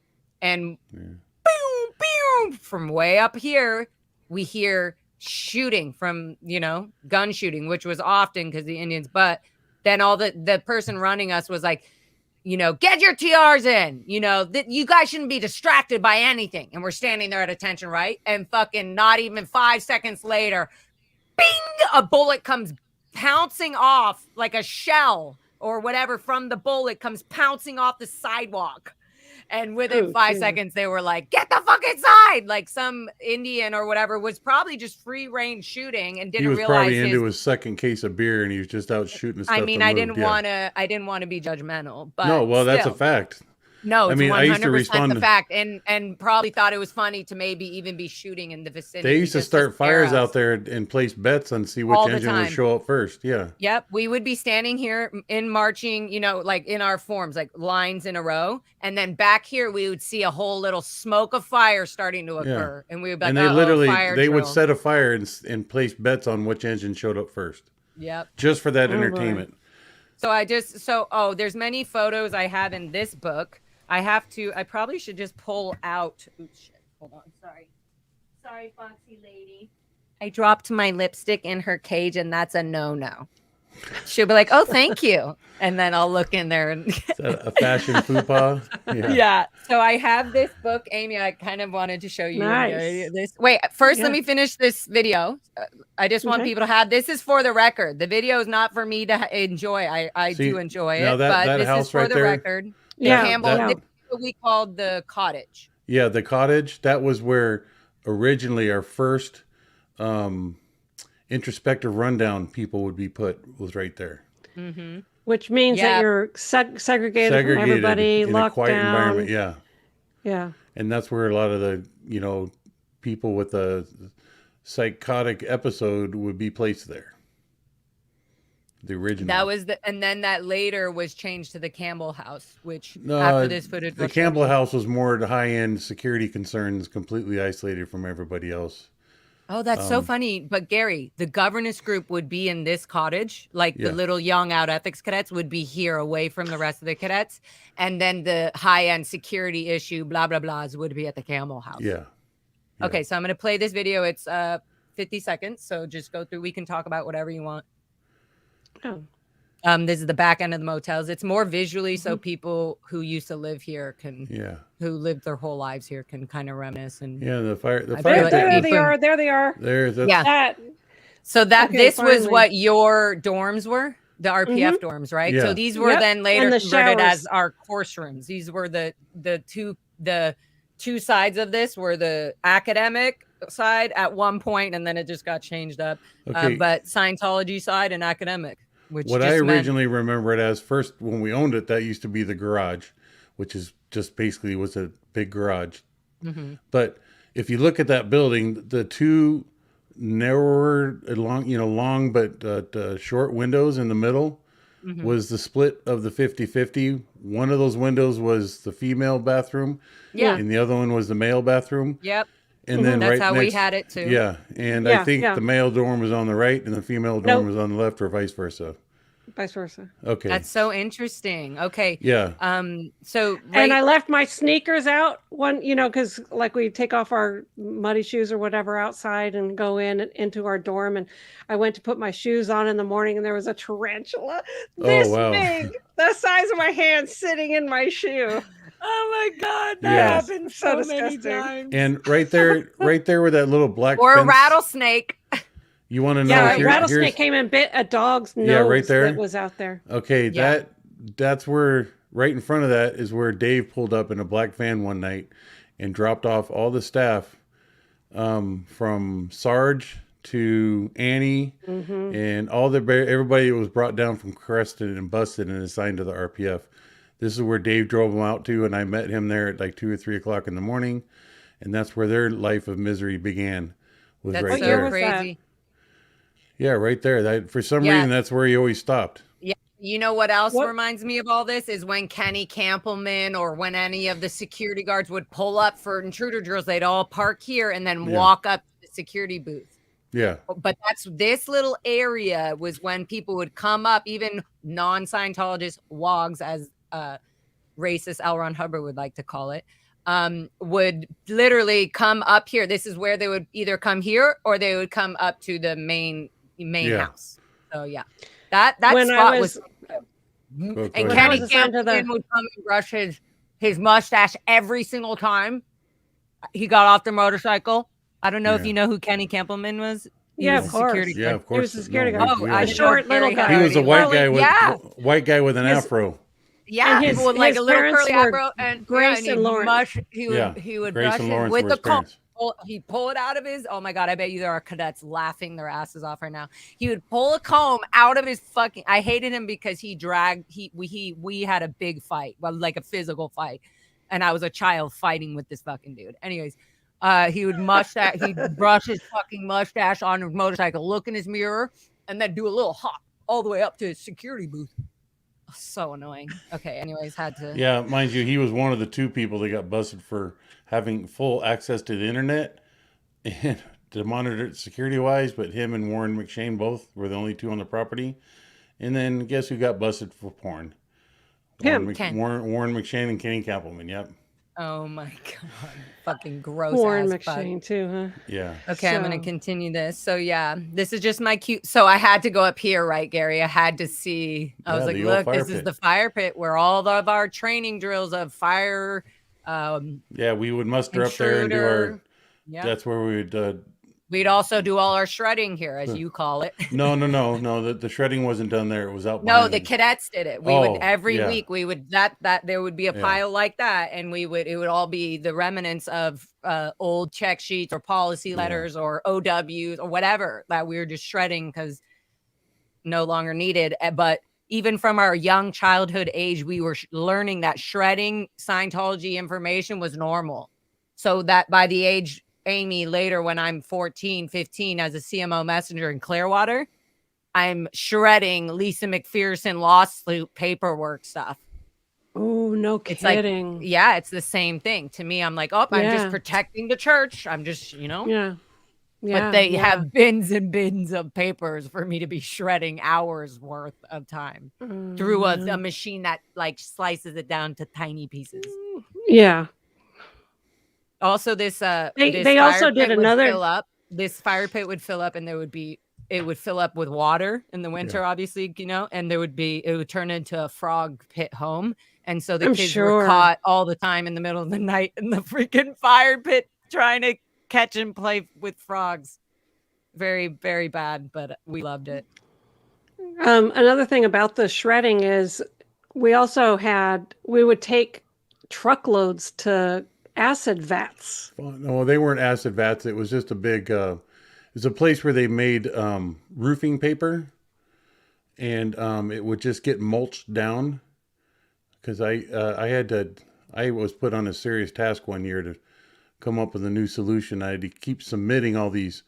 Here's the result of my newfound shredder, and it was not approved. Here's the result of my newfound shredding, and then I just kept digging deeper and deeper. And I thought, well, how about a place that just mulches it, turns it into pulp? And that's where I found the pulp factory out there in Fontana, California.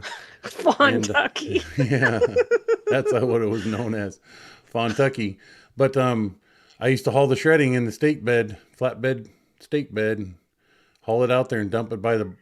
I was able to get rid of shredding, Amy, by the banker's box.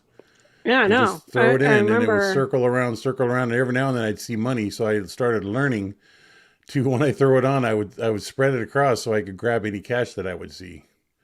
And I got me a few hundred. I think it was a couple $1,000s eventually, and security got to keep it because we found it.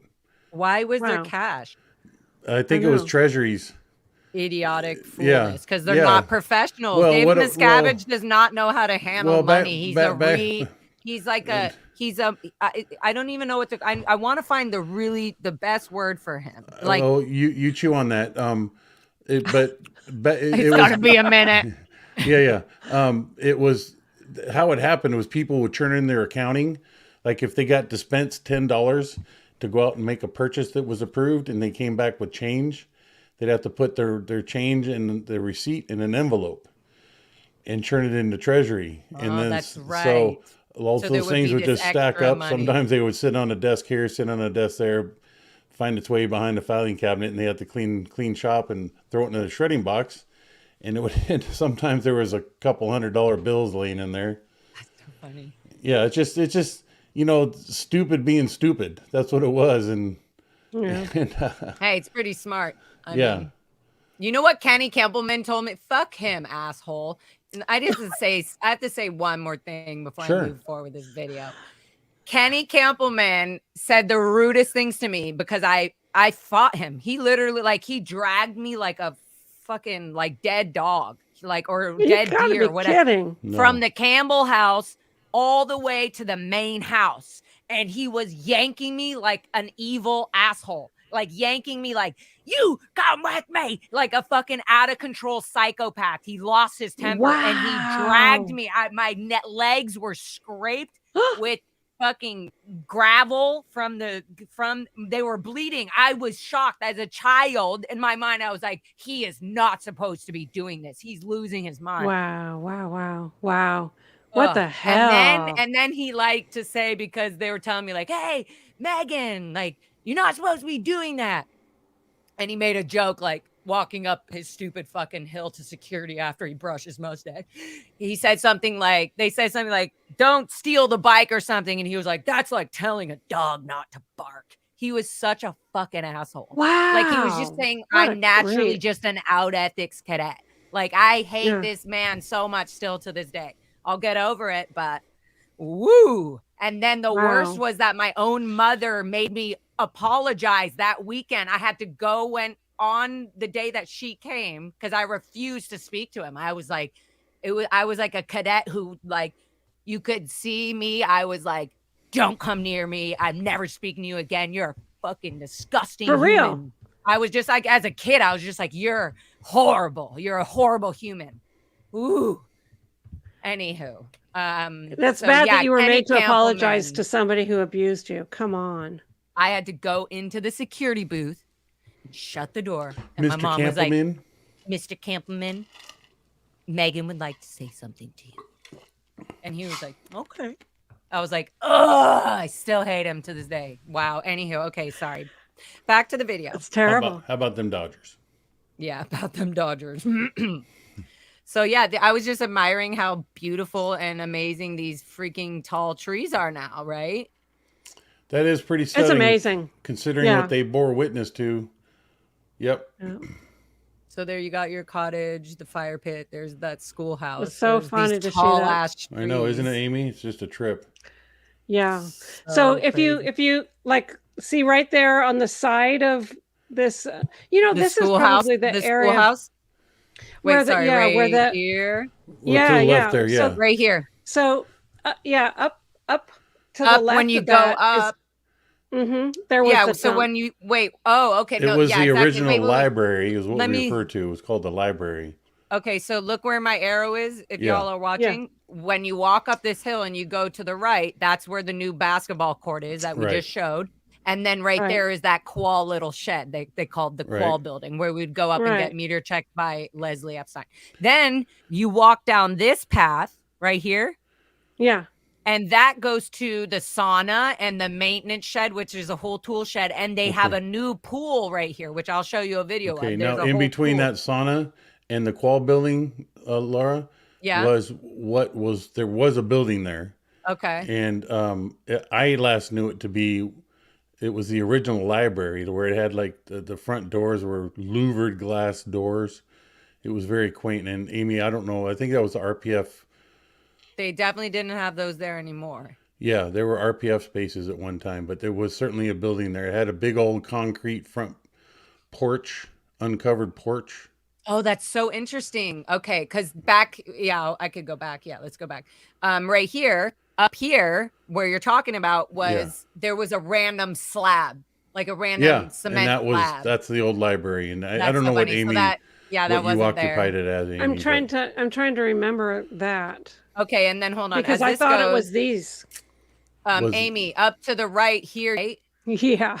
I'm saying today, Gary, as you said, we could go literally right here up to this dump and take a freaking backhoe and undig all this stuff. Yeah, and right that's out where these the maintenance shed and is all that right back in there. Exactly. Too. Where Barrett Oliver and all that. That's where the chicken coop was too, by the way, if you remember, Amy. The what? The chicken coop, the old 2D space for the RPFers that had their gold armbands. That's where they get one night of glory. You have to get approved to become a gold armband, which meant you cut the gold parts out of a sock and wrap it around your arm and run around it in it. And you start with a black armband, and then you graduate and get a white armband, and you just cut a sock and put it on. Yeah. And then you get a gold armband, and when you graduate to become a gold armband, then that meant that one day a week you would be able to have the night with your spouse. And so I was a gold armband, and Jim came out, and we were in the chicken coop for the night. Literally chicken shit still on the ground. Totally romantic. Yeah. Bow chicka bow. Woo coo coo coo doo. Yeah. Yeah. There's only one cock in town. I remember Matt's and Kate used to go in there. I mean, there used to be people lined up. I get the chicken coop. I get the chicken coop. Yeah. Oh my God. They didn't have any spaces for that. No, they didn't. It's like, anyway, it's just all disgusting. All disgusting. Okay, I'm going to show you some pictures of the Campbell house really quick. And then I want to show you some video footage of how the RPF area looks now. And you guys will be shocked because it's just all overgrown, and they literally cover. You're just like, oh my God. They obviously did not want anybody to know that anybody ever lived here. But okay, sorry. Back to reality. Okay, let me share. I'm like in my own little picture world. I'm like, oh yeah, there's still people waiting to see what I'm talking about. Okay, share, present, share, Windows, boom. Okay, so here's the Campbell house, right? This looks familiar, Gary? Amy? Yeah, that's this the is side. Yeah, it's like from the backside, sort of. So Well, there's still the no, left side, which I'll show, and then the right. You're looking. That is on the Indian reservation side of the building. To the right would take you around, and then as you go around to the right of that structure there, that's the Campbell House. You would look off to your left and looking back to the compound, Amy. You'd be looking back towards the big house and all that. Yeah. So, Should I switch it to the For some other reason, photo? I don't remember this. It's thing. okay. Yeah. Let me. No. I'll show. I'm gonna show you the other photos. I just showed you the back end just because that was the one that popped up. But here, yeah, that side, that carport there was basically when you lived there as a house. You get out and you go right into the kitchen. You unload your groceries. That's why that house is built that way. It wasn't really close to the main house. No, it wasn't. It was a good half a mile away. So I never went out there, but I just knew that Annie was sent out there when she was. I spent plenty of hours out there, Amy. I was gonna say Annie wasn't the only one who was sent out there. Nope. Okay, here's side. You're Campbell forgiven, house. Jackson. You're forgiven. I know. Thank you. And I'm glad you didn't steal my cat. I know. Yeah. Oh, so I do remember a cat out there named Tara, and she was taking care of it. And I think, by the way, I do remember her having multiple sets of babies. So, and then yes, maybe she did. I do remember very specifically a calico cat getting eaten by the security dog, not a coyote. In other words, Danny Dunnigan's dog. Danny Dunnigan's a fucking loser.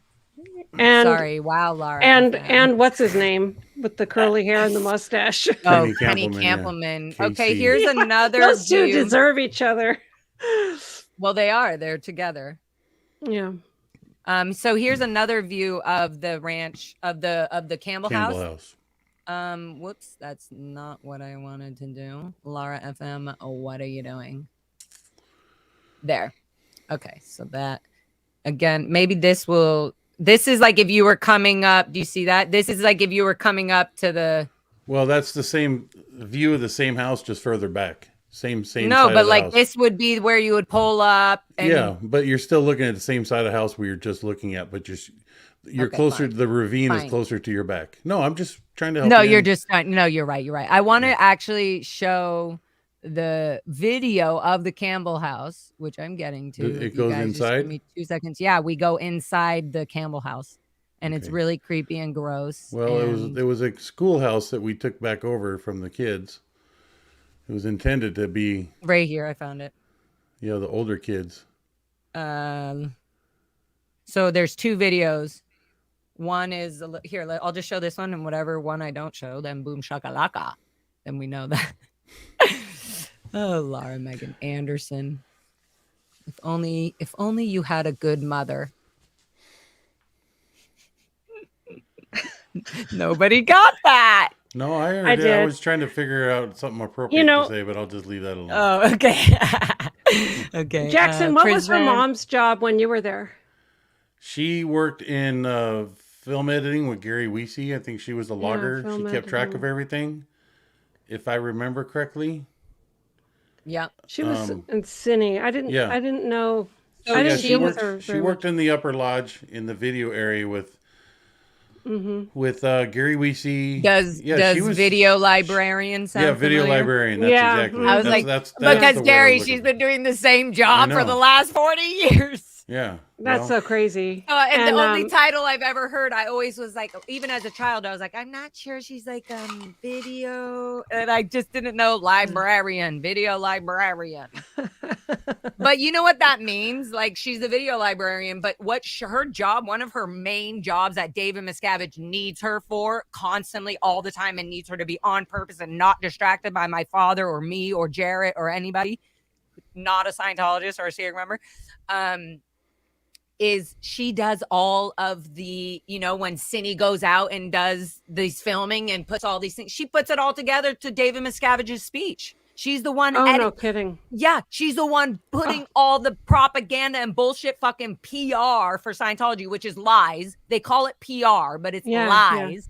Yeah. And she's the one putting it all together, lined up for his speech. She has to be there. She's always doing this every 2 months for David Miscavige. So imagine, like, it's impossible to get somebody out, even if a highly trained professional freaking mental person went out there, it would be impossible for them to get her on their side, on their page. It would be absolutely impossible. You would have to have my mom in separation, seclusion. She would have to be in a mental facility for 3 or 4 months for them to really see, oh my God, she's completely trapped in this abusive, whatever you want to freaking call it. Well, they destroyed her entire family. Your dad's down in LA. They're not even seeing each other. And here, when I was a young cadet, thought, wow, I'm so glad I was born into the Sea Org family. You know, when I was younger, I just felt like I must have been a Sea Org member or something before, because look at this amazing family. Our family's so close. Even though my brothers, we know how to make each other laugh. My sister's funny, and I'm like this wild one. We were just a close family, though. We were like, and now, anyways, I'm showing you guys this blank mattress. But so when I went back to the cottage, to the Campbell house, we were inside, and it was very creepy. I'm going to show some other footage, but there might be some. It was very creepy, even for the security ladies that were bringing us around on the reservation. They were like, "Are you sure you want to go in there?" Like, it's very we try to sage it and stuff. They were trying to say like they were trying to do like actual spiritual healing things to this place, because it was so thick and full of really dark energy. It would have been, because these are the cops zone.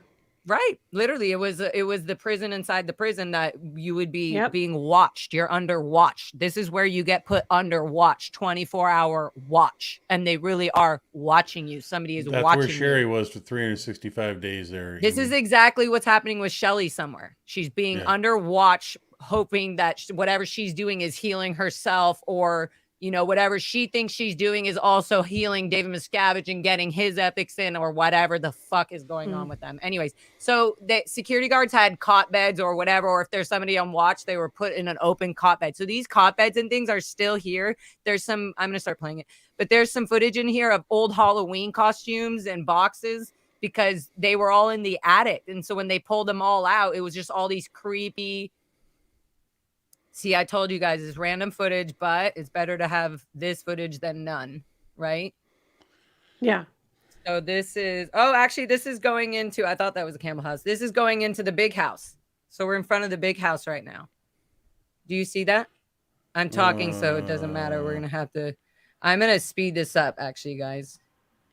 Because I was explaining, this was all footage that was supposed to be in the documentary that explained many little details of how the ranch was, how our mind and our processing, or our the way we thought. Yeah, that's the backside of the big house. Yep, this is the backside of the big house. Those stairs, by the way, were not there. No, they weren't. Those were added. Yep, I'm going to speed this up. These stairs were not there. Yeah. So we did go up there, and they were trying to open it, and then when we got there, they were like, for some reason, they said they couldn't open it. And you remember Tina there's Oaks, too Amy? many. Of course. Tina Oaks and Chris Cortez. Oh, yeah. I just want to say right here, I specifically was talking about the fact that kids would be so cold that we would sit right here was the laundry room, and we would sit under these stairs. I'm going to talk about it right here. We would sit under those stairs and sit in front of the exhaust that was coming out of the heaters and the dryer, so that we could warm vents up during, and we'd be eating our food in front of the dryer vents, because honestly, it's just because we didn't have the proper jackets and things. Like, we didn't have a mother there going, honey, do you need a sweater? You can't be outside. We had to go find the heat to be warm. We had to, Yeah. It gets really cold in the desert. Oh, Yeah. Yeah, I always said there's only 2 seasons in Southern California, and that's night and day. It's true. And it's also like they're not like looking out for each individual cadet. No, they're not definitely not concerned with out ethics Lara Megan Anderson. Boy, that's so this this is gonna I should speed this up, huh? This blah, blah, blah, blah. This is what I'm talking about, though. I'm saying all this stuff. We're talking about everything. We're going about so much stuff, and none of this, all this footage. I'm on 10 times speed right now. So we're talking. They're trying to get the thing open. Blah blah blah. I'm like, oh my god, I used to, up more right graystones. There's more graystones on that ground on the hill. Looking out from there. Yeah. Look I even went up there. Yeah. Like I was like, guy, it was a lot. anyways, okay. So I'm going through here. This is the orange orchard that used to have a bunch of orange trees and all that. Yeah, you must have been there in the spring because everything's still green. Yep. So I was like, oh, I need to get some lemons for my life. And I was just like, I freaking planted these things. We put so much donuts, which would be the little things that hold the water. I was like, I was like, this tree is living. Oh my God, guys, pause. So there's, I think it was this area. Maybe it wasn't this area. But I used to, by the way, pick flowers and eat them. And I remember being like, oh my God, I used to eat these and I'm still alive. So why not just try them now? And so it was just little things like, okay, great. So yeah. So around this time, this is where the dumpster area is, right? So I'm looking right now for any signs of things that kind of remind me of like if things they threw away, like I was just trying to look for any evidence of just our past. And so that's what I'm doing. I look weird, like a psycho weirdo, just kind of like in the bushes, but I'm just looking for any sort of evidence of anything. Yeah.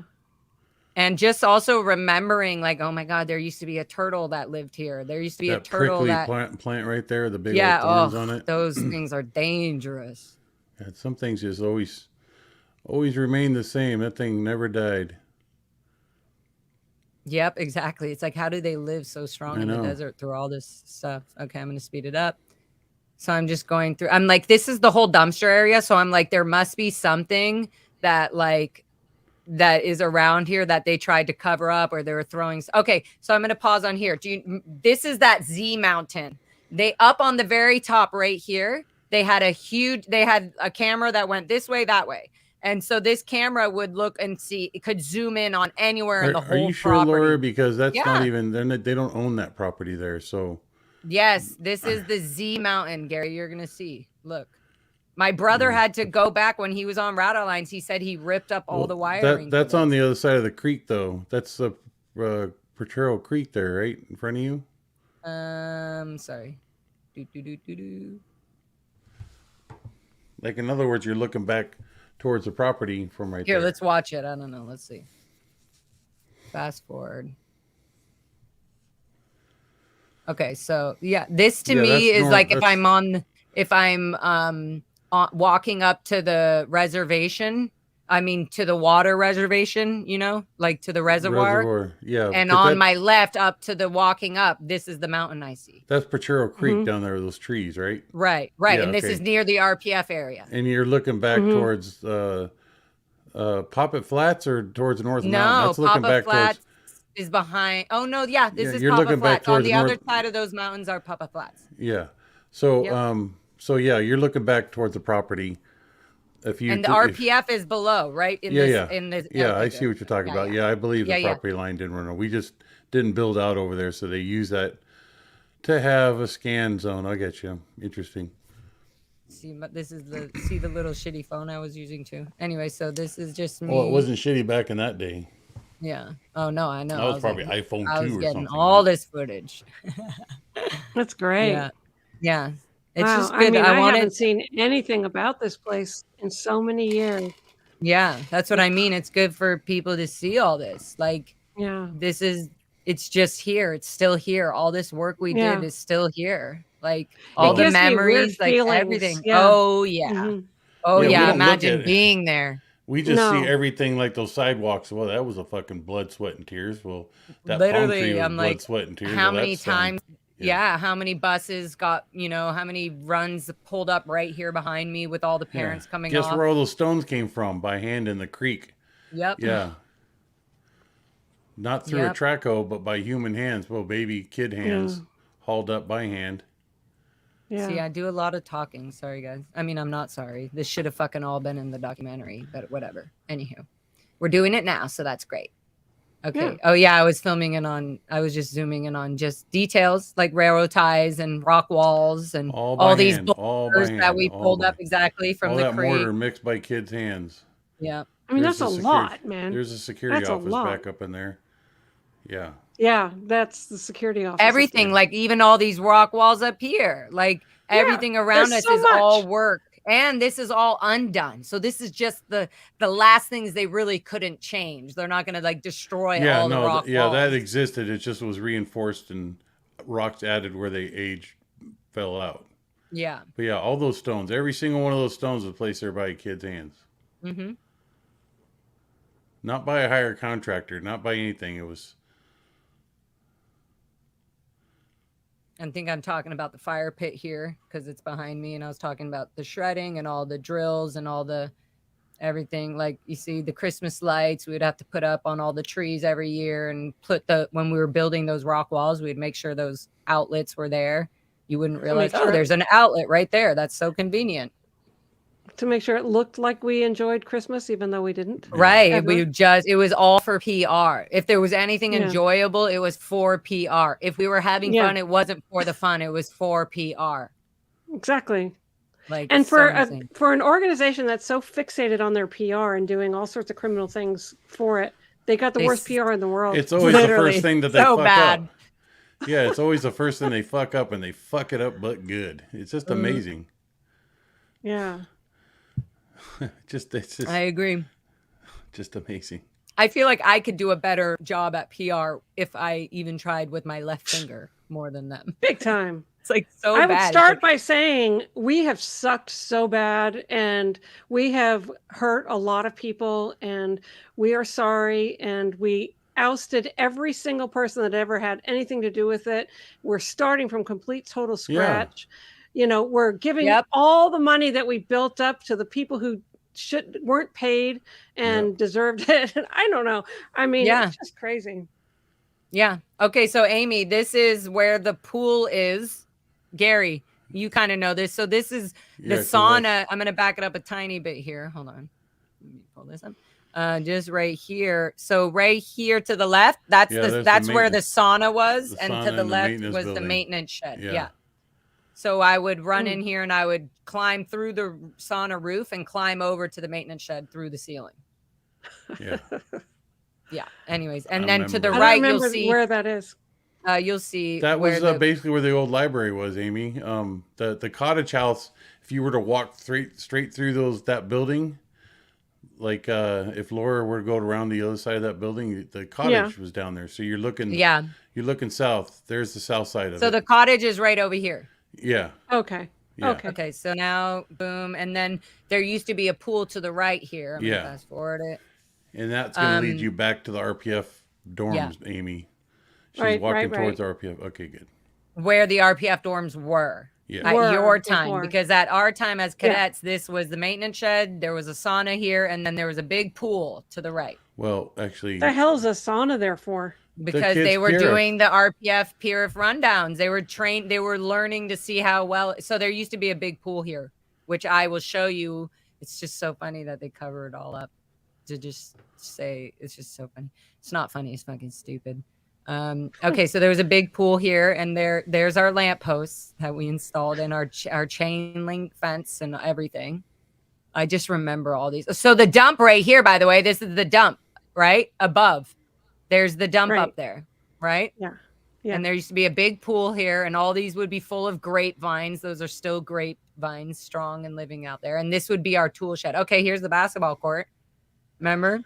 I mean, you don't remember. This is what I remember. Yeah, but look how short the net is, indicative of the kids using it. Yeah, I mean, they set up for the kids' height. They still haven't moved probably anything. I mean, I can see all the weeds and everything. So this is the basketball court. Guess who painted that stuff? Kids. Oh, well, we would paint. So they had professionals come once to do the like the slabbing of the basketball court and all that, and then the painting, and then we would maintain it. Right. Once they were done, we maintain everything. And I'm explaining marching drills. That's why this whole basketball court was used for honor guard drills, Sea Org days, marching drills.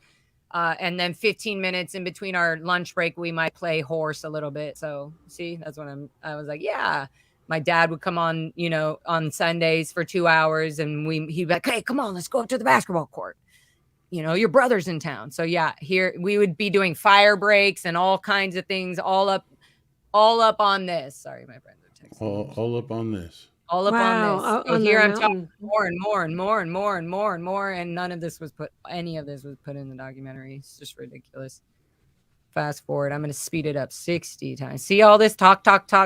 Like I'm explaining all the abuse and everything that happened here. It's just insane.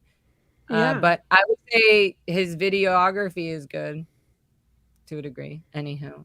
So Yeah. so now I'm on top of the roof of the school building that you guys once called your RPF. That you could walk onto from the backside. From the backside of the hill, exactly. It was built right into the hillside, so you could literally one step, just like you're walking on the pathway, step right in the roof. Mm-hmm. Sorry, I'm gonna do some shoots there, and then there's right here. You see how I just did that? Yeah. Mm-hmm. So I was able to just jump up. Oh, he didn't even show that. Anyways, whatever. So yeah. There's that. And so there's that fire pit, you see. Sorry, this is random footage, but it's all we got right now. It's great. So. It's great. I mean, for someone like me that was my torture chamber for years. So right. See, this is the whole point, is to give freedom in this. It's to give people here freedom and saying like, look, this is actually not controlled or owned by Scientology at all. And it's all in our heads. I'm so happy. I'm so happy it's no longer owned by Scientology. Yeah. Yeah. They completely so this room particularly was in the cottage, and remember there was a basement in the cottage, and this is Gustavus Tabioyan used to be married to his wife or whatever. They lived in this room, and this basement was so creepy, but it was just creepy, full of old weird stuff. I don't know. I got in a lot of trouble going through a lot of it, and we were just being kids adventuring, thought we hit a treasure box. You shouldn't get in trouble for adventuring. Come on. Ugh. Oh, well, we did. We were put under major. They were like, "What did you steal? You give us everything." It was like really bad. Okay, all this is just, I'm going to speed it up. Speed it up times 10. Tell me if you guys see anything interesting. I should pause or stop. I'm just in the cottage now. Now we're outside the cottage. Now I'm in the lounge. This is. Oh yeah, that's at the end lounge. Of the motels. That's just inside the backside of the motels, Amy. Yeah. If you were to walk in the back door of the motels, you'd go through an initial dorm. You'd walk into that was RPF co-audit. Yeah. Yeah, I was gonna say it's called something else. I used to have a fire burning in that place during the winter for the staff when they come home. And we'd all hang out there. Tom Pope and Adelita and I and all we used to play hearts before they go to bed. I always look forward to that because it was my social interaction. Otherwise, I'd be out there all day by myself. Aw, see, it was lonely and quiet. I'm talking about all the just everything. These are dorms inside the Int Ranch now. These were old dorms, and now they have 2 beds instead of 10 bunk beds. Yeah. They have 2 actual normal beds that they probably rent to regular people who are visiting. Oh, this is really interesting. Okay, I want to pause it right there because Amy, Gary, can I show you guys? Let me just put this down for 2 seconds. Okay, good. Oh, wait, but then I can't show. Dang it. Okay, no, that doesn't work. Okay, let's do this. I'm going to have to go here soon. You're going to go here soon? Okay, wait. Gary, I took out the name of my book, but look at this. Do you remember these Walmart? That's the Anderson family. Yeah. There's your mama. There's your brother and sister and daddy. The Walmart photos. Oh, I don't know your sister. Colleen, well, she was at the Int Ranch, but she probably wasn't as crazy and rebellious. Okay, I just wanted to show you this one photo that I do have. I mean, Is she out of the Sea Org now? She's out, but she's definitely still a Scientologist for sure. She's probably doing her freeloader debt and stuff. Oh God. So at this time I took pictures. My mom was very much into photography, and so I have this little section in this book of all of us here in this oak tree that we're literally on. But I want to show you, my mom was like, "Oh, that's a cute photo." Oh, by the way, that's little Lara, Megan Anderson on top of Qual. Remember that rooftop that I just jumped on? Yeah. That's me when I was a young girl, blown or something, or my mom was like, "Stay up there. I like that picture." Anyways. Oh, that's great. That's great. So that's on top of Qual. Oh, the Jivasis. I mean, we can't forget about all those fun times at Gold Base. Freaking Jivasis. I remember you guys coming out and performing for Christmas and like singing carols. Yeah, okay. I'm just going to show you this one photo. And then I'm going to do my own photos and stuff on another episode. But that tree at the ranch, it's coming up, guys. I can feel it. Oh, I can feel it. Gary, no more yawns. I'm just dead tired, sweetie. I know. You're so awesome for being here. Okay, whatever. I can't find it at the moment, and I'm probably going to find it right when I'm done with this. But my face as a young little child is inside that tree, inside that circle. And my mom took the photo and everything. Anyways, whatever. Yeah. That's very cool. You found the same tree. Wow. Yes. I was like, okay. That is pretty trippy. We'll finish this video and then let's do comments and then we'll be done and we can do this another time. Well, you guys can do like if you want to. Well, it's up to Amy. But you're awesome too, Gary, because your whole side of things is very important too. Like to know that the animal thing wasn't happening and there you go. I have the picture right there. I saw that. That was good. But yeah, we could do another one, Jackson, when we're together. Because I'll have to go too. It's been almost 2 hours. But we'll do the comments. You guys are awesome. You guys are awesome. Yeah. Okay, so I just wanted to show that. That's like that picture where who was it? One of the Beatles took a picture of some patron people coming to one of the Beatles concert, or was it somebody with the Who or something? Anyways, one of the musicians took a picture of this car crammed full of people coming to their concert, and then it was years later where they all got in a similar car and got in the same positions and put that picture next to the new picture. Isn't that cool? It's so cool to be able to do that. So this is just quick footage of random. Remember this big warehouse? That's out between the Campbell house and the main house, Amy, in the open field. That's where the original double wide trailer was set up for Mark Yeager and Vipke. Yep. And this is also where the African films were done on how to set up a session. Yeah. Yeah. But that's where Vipke and Yeager were set up beyond RPF twins together. Yep. And Biddy. Yeah. Yep. Okay, let me fast forward through this and then we're going to go to questions. I think that was, see, it's going to show, I'm just going to show a few more little spots of the ranch and then we'll do some other ones, more detailed photos and stuff like that on another episode. Okay, wonderful. So this is the Campbell house. This is the Campbell house. And you're walking on the road. I'm walking from almost like where Alan's property exactly where Mr. Allen's property is. So this would be coming into the Campbell house from the back end. Yeah, Amy, just so you know, that little road you see in the foreground there. Yeah. If you hung a right, you would walk way back into a whole new section of wilderness. Yeah. You go through a canyon, probably a good 20-minute drive before you get back to civilization. Well, it's just this guy lived in a house way back there. Look at that rat. Micey poopy. The mice are hanging out with all of the. That's part of living out there is the wildlife. Yeah. Mm-hmm. That's kids stuff from the kids. Oh my God.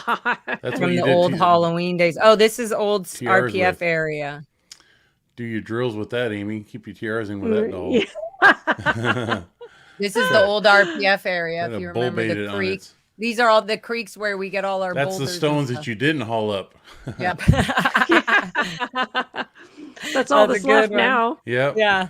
You're like, they didn't even finish their job. Yeah. How did all this grass grow in between the rocks? Well, there was rocks there one time. It just all the kids hauled them out of there by hand. Yeah. Yeah. Mm-hmm. That's so funny. That's amazing. So true. All right. Well, there you go. That's that on that. Okay. Oh, yeah. This was down by the bridge. I had to dig so many trenches, and California, this whole area is just solid rock. So you're just like nonstop trying to get these damn rocks. It actually was a very noticeable. You sink the whole shovel into the ground, and like, oh wow, I got a freebie here. I just got plain dirt. Oh wait a minute, that was short lived. You hit another rock. Yeah, and then you hit a rock. It's like, oh, this can't be that big, and it would be like 5 feet in diameter. You literally would spend the whole day on one rock. Yeah. Oh my God. And then you'd find all sorts of random bottles and like old school From bottles back in the between. day. Yeah, just like, whoa. With corks in them, bottles with corks in them. Yeah. Oh my goodness. Okay. So Jen, love you three. We're also grateful that you're free from the grip of evil. Yes. Yes. Thank you. Jen. Oh my goodness. Joni Cummings. My question is, how did it feel, Miss Lara FM, to go back now that you're free and an adult? It was super uncomfortable. It was I did get like I don't think I'm supposed to be here. There's our brother Hawkins going, go laugh in the places you've cried. That is a great statement.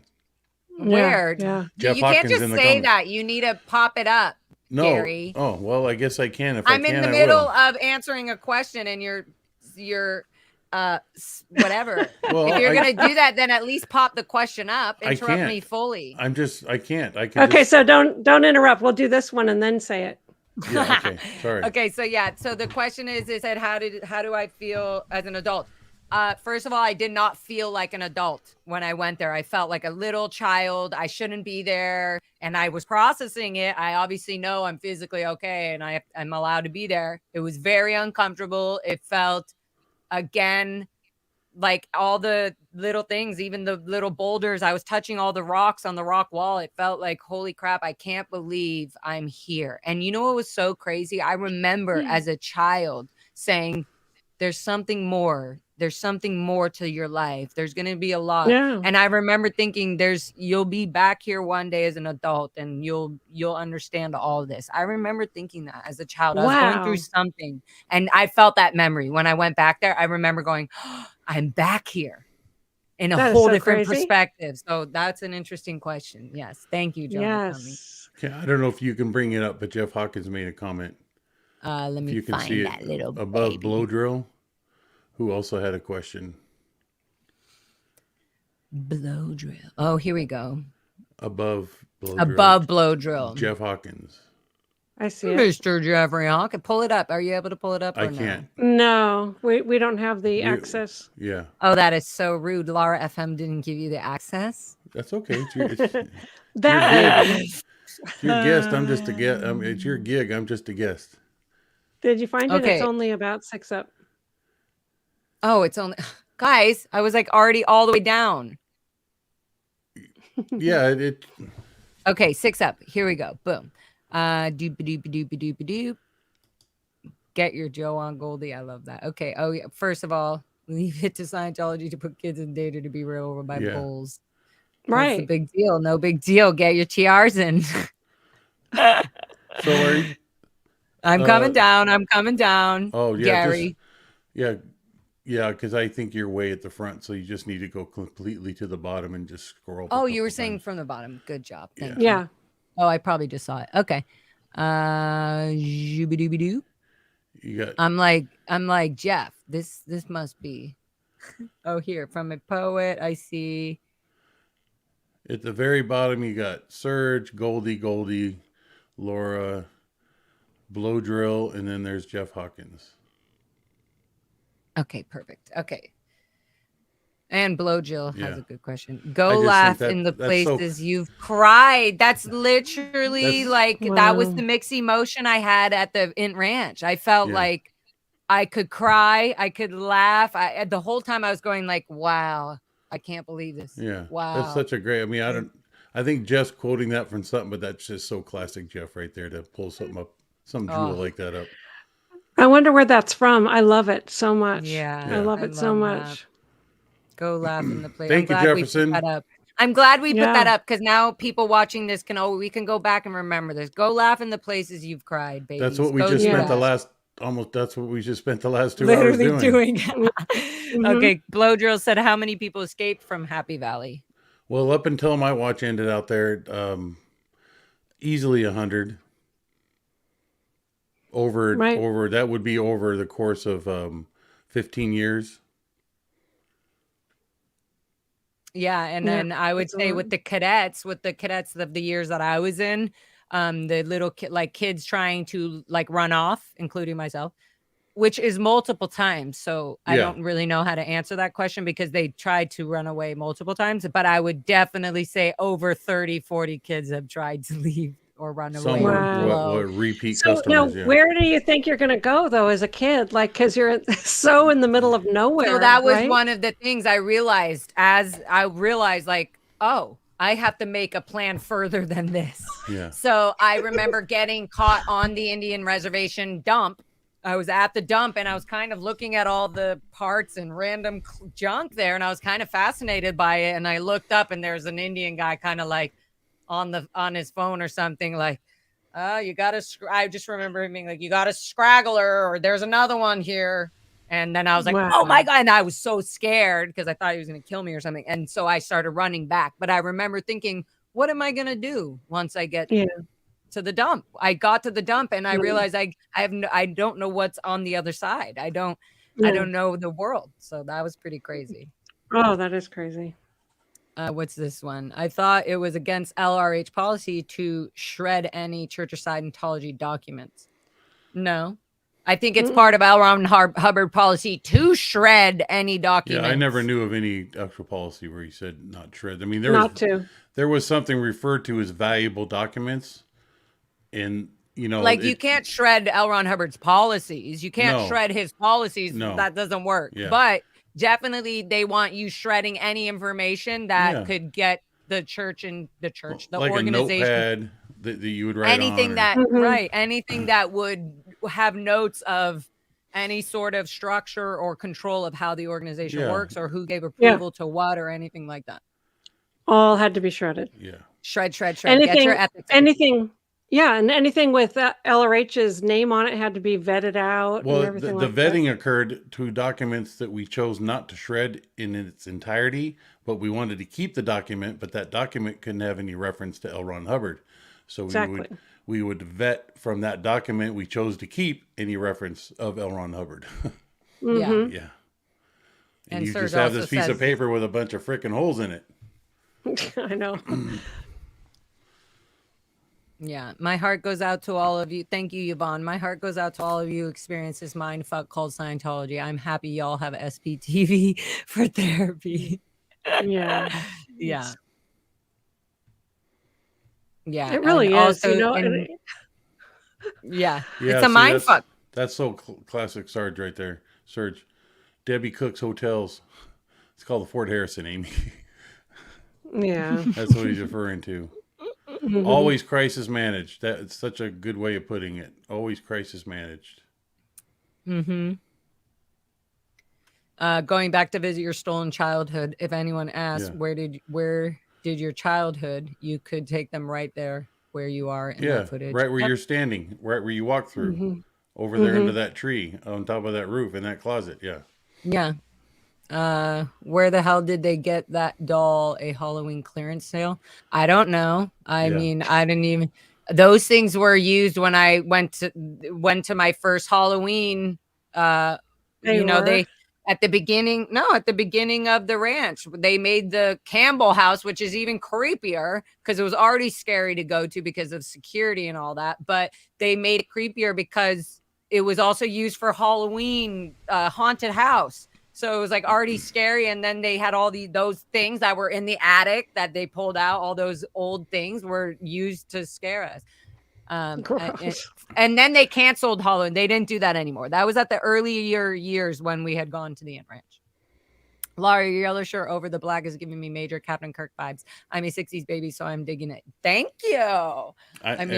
We got more coming. We just need a triangular star thing on your crest emblem there. I just need my bars. I'll get those soon. They're coming in the mail. I don't have to go through any. I was thinking of literally getting a goldenrod T-shirt and just print an SP declare on it. Look, it would just like have an SP like with the actual declare. RTC ethics order, blah blah blah. 100%. Number what? And I'm just trying to get a hold of mine. If anybody can get a hold of mine, I have mine. Even a screenshot, that would be excellent. Yeah. Oh, Amy, can I borrow yours? That would be good enough. Oh God, let me vet it first. Gary, you want to read that? Somebody read that. There must have been freedom to go back there in control of your own life now, and some freedom in watching it now if you were there. You're here now in the free world thanks to your courage. Hell yeah. Mm-hmm. Yeah. Fuck yeah. Good. Thank you for that one love. Mm-hmm. The security house is where they would tell staff that they are on the RPF if they had been on the manual labor section. Yeah. Well, That's right. It was the only point of external communication too. So it was where the outside line was located. So if you had to speak to INR back at the Gold or something like that. INR is the Director of Inspections and Reports, which is the ethics department. The ethics director, and he'd be the one that would do the dirty deed of informing you of your miserable life that lays ahead. Call back to the property. And yeah, it was kind of like the central hub of all the communication to and from that property. Yeah. Mm-hmm. Blow drill was obviously there. Yeah, and that was where the blow drill was run from, et cetera, et cetera. Yep. All right, guys. Well, that's good. Here, you got one more. Jackson, I think that one's for you. Did the natives have a deal that they would get a reward for returning cadets? Not under my watch. Even if that wickedly were to have come up, I would have never allowed it. I do have a goal. I got a phone call here from a very important person. Okay. Okay, Jackson. I gotta bounce. Bye, Jackson. Love you. Bye-bye. Bye. Bye. Cute. Yes. Good. So that answered that. And then comment, I guess I misunderstood. I thought Mark said they can't shred any records. No, and blow drill said it right. You can't shred HEOPL and HEOBs or anything he wrote. Only is a high crime. Exactly. Mm-hmm. Yeah. Cool, Amy. Well, is there any more? This was really good. I mean, we did 2 hours and 15 minutes. We could, our minds can go forever. So this is great. We have a lot for the next one. So yeah, we have a lot more for the next one. And I look forward to doing another one too. Man, that was really interesting. Right? It's such how a brave mind of you to go back and walk through all of that. Oh my gosh. I would have loved to do that too. So crazy. Yeah, it's so crazy. And like everybody around me, they just like, to me, it's like, no, you guys don't understand this. This is so weird to be back here. Like even the people filming. Understand. Yeah, I'm like, you just don't understand it. It's all in my head. It's like I'm like, oh my God, and so I probably just look crazy, like no, like running around. I'm telling you, like in my mind, seeing your video, I have 100 stories for every single inch of that place. I'm so excited. Like, so let's continue this. And whenever you have time, if Gary just happened to have time, I was like, yes, let's get him at the end of his fishing trip. It was so perfect. Right. So thank you, Gary. He left, but I love him. I love you guys so much. This was so amazing. This was so informative for me. I can't wait to show you the book of stuff that will trigger our memories for everything. So this is amazing. If y'all are watching, I want you to make sure to remember to subscribe and to like this video. But also, if you have somebody that you are trying to get out of Scientology, or you have information on parents or cadets of kids that were in the Sea Org, or there's any connection or relation, you can always email me. You can go to my website anytime to get a hold of me, to send me anything, to find my email if you can't find it somewhere, whatever you want. It's all there. If you want to just call and leave a message, or you have information, or you want to just say something, or you just want to whatever, here's an SP hotline. I'm the only one checking these phone calls and the messages, and you can leave any information. You can text photos here of the Int Ranch or other cadet orgs or Clearwater, or any sort of information that shows child abuse, just any evidence for the future that's coming up for all this kind of stuff. You can put it, you can send it to me directly, or you can call the hotline, leave a message there. You can Instagram me. You can do all that. And you, Amy, what is your channel called? So I have a YouTube channel that is called @QueenBee-SP. So Queen Bee SP. And if you just search Amy Scobee, you'll find it too. But it's Queen Bee SP. And then also my book, Scientology Abuse at the Top, you can get from my website, which is scobee-publishing.com. And I like the close up there. And in my book, I talk a lot about Happy Valley because I was there for a long time. So I got stories in there if you want to see it. That's so freaking cool. I want to see it. And maybe we can even do like the next one, we can do photos and stuff and talk about things from your book. I feel like we can definitely do 5 to 10 videos of just this subject. Right. No. It's like unlimited. It's like, what do you mean? It was 11 years of my freaking born, me coming into this world. So it's 11 years of my very prime, precious life. And then you have 20 years of knowing the structure of everything around it. So it's just insane.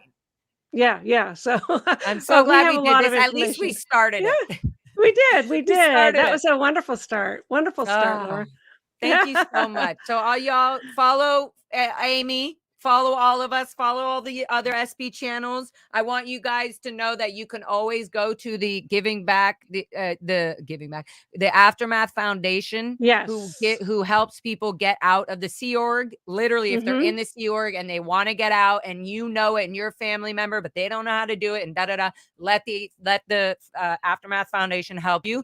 They have so many resources and accesses to help people who are currently, even if you've been out of the Sea Org or out of Scientology for 10, 15 years, and you're just now starting to feel like, okay, I'm ready to talk, or I'm ready to disconnect from my family since I know they're not going to allow me to be close to them anymore.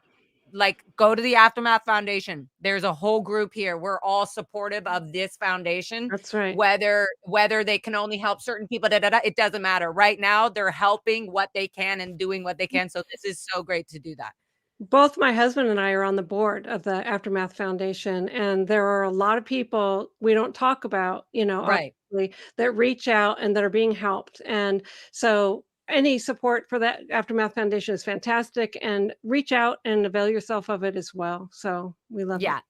And here's Amy's thing here, so you can subscribe to her channel. Thank you, Goldie, for throwing it up there. Thank you, Goldie. Thank you, You guys are amazing. We're going to do this again. Thank you for the 11 and 11. There's literally 111 people watching right now. And 11, as Serge knows and everybody knows, that means alignment, and we are beautiful. And thank you so much, Amy, for being here. You're freaking incredible.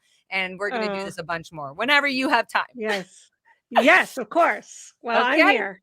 Bye, everybody. Bye. Love to everyone.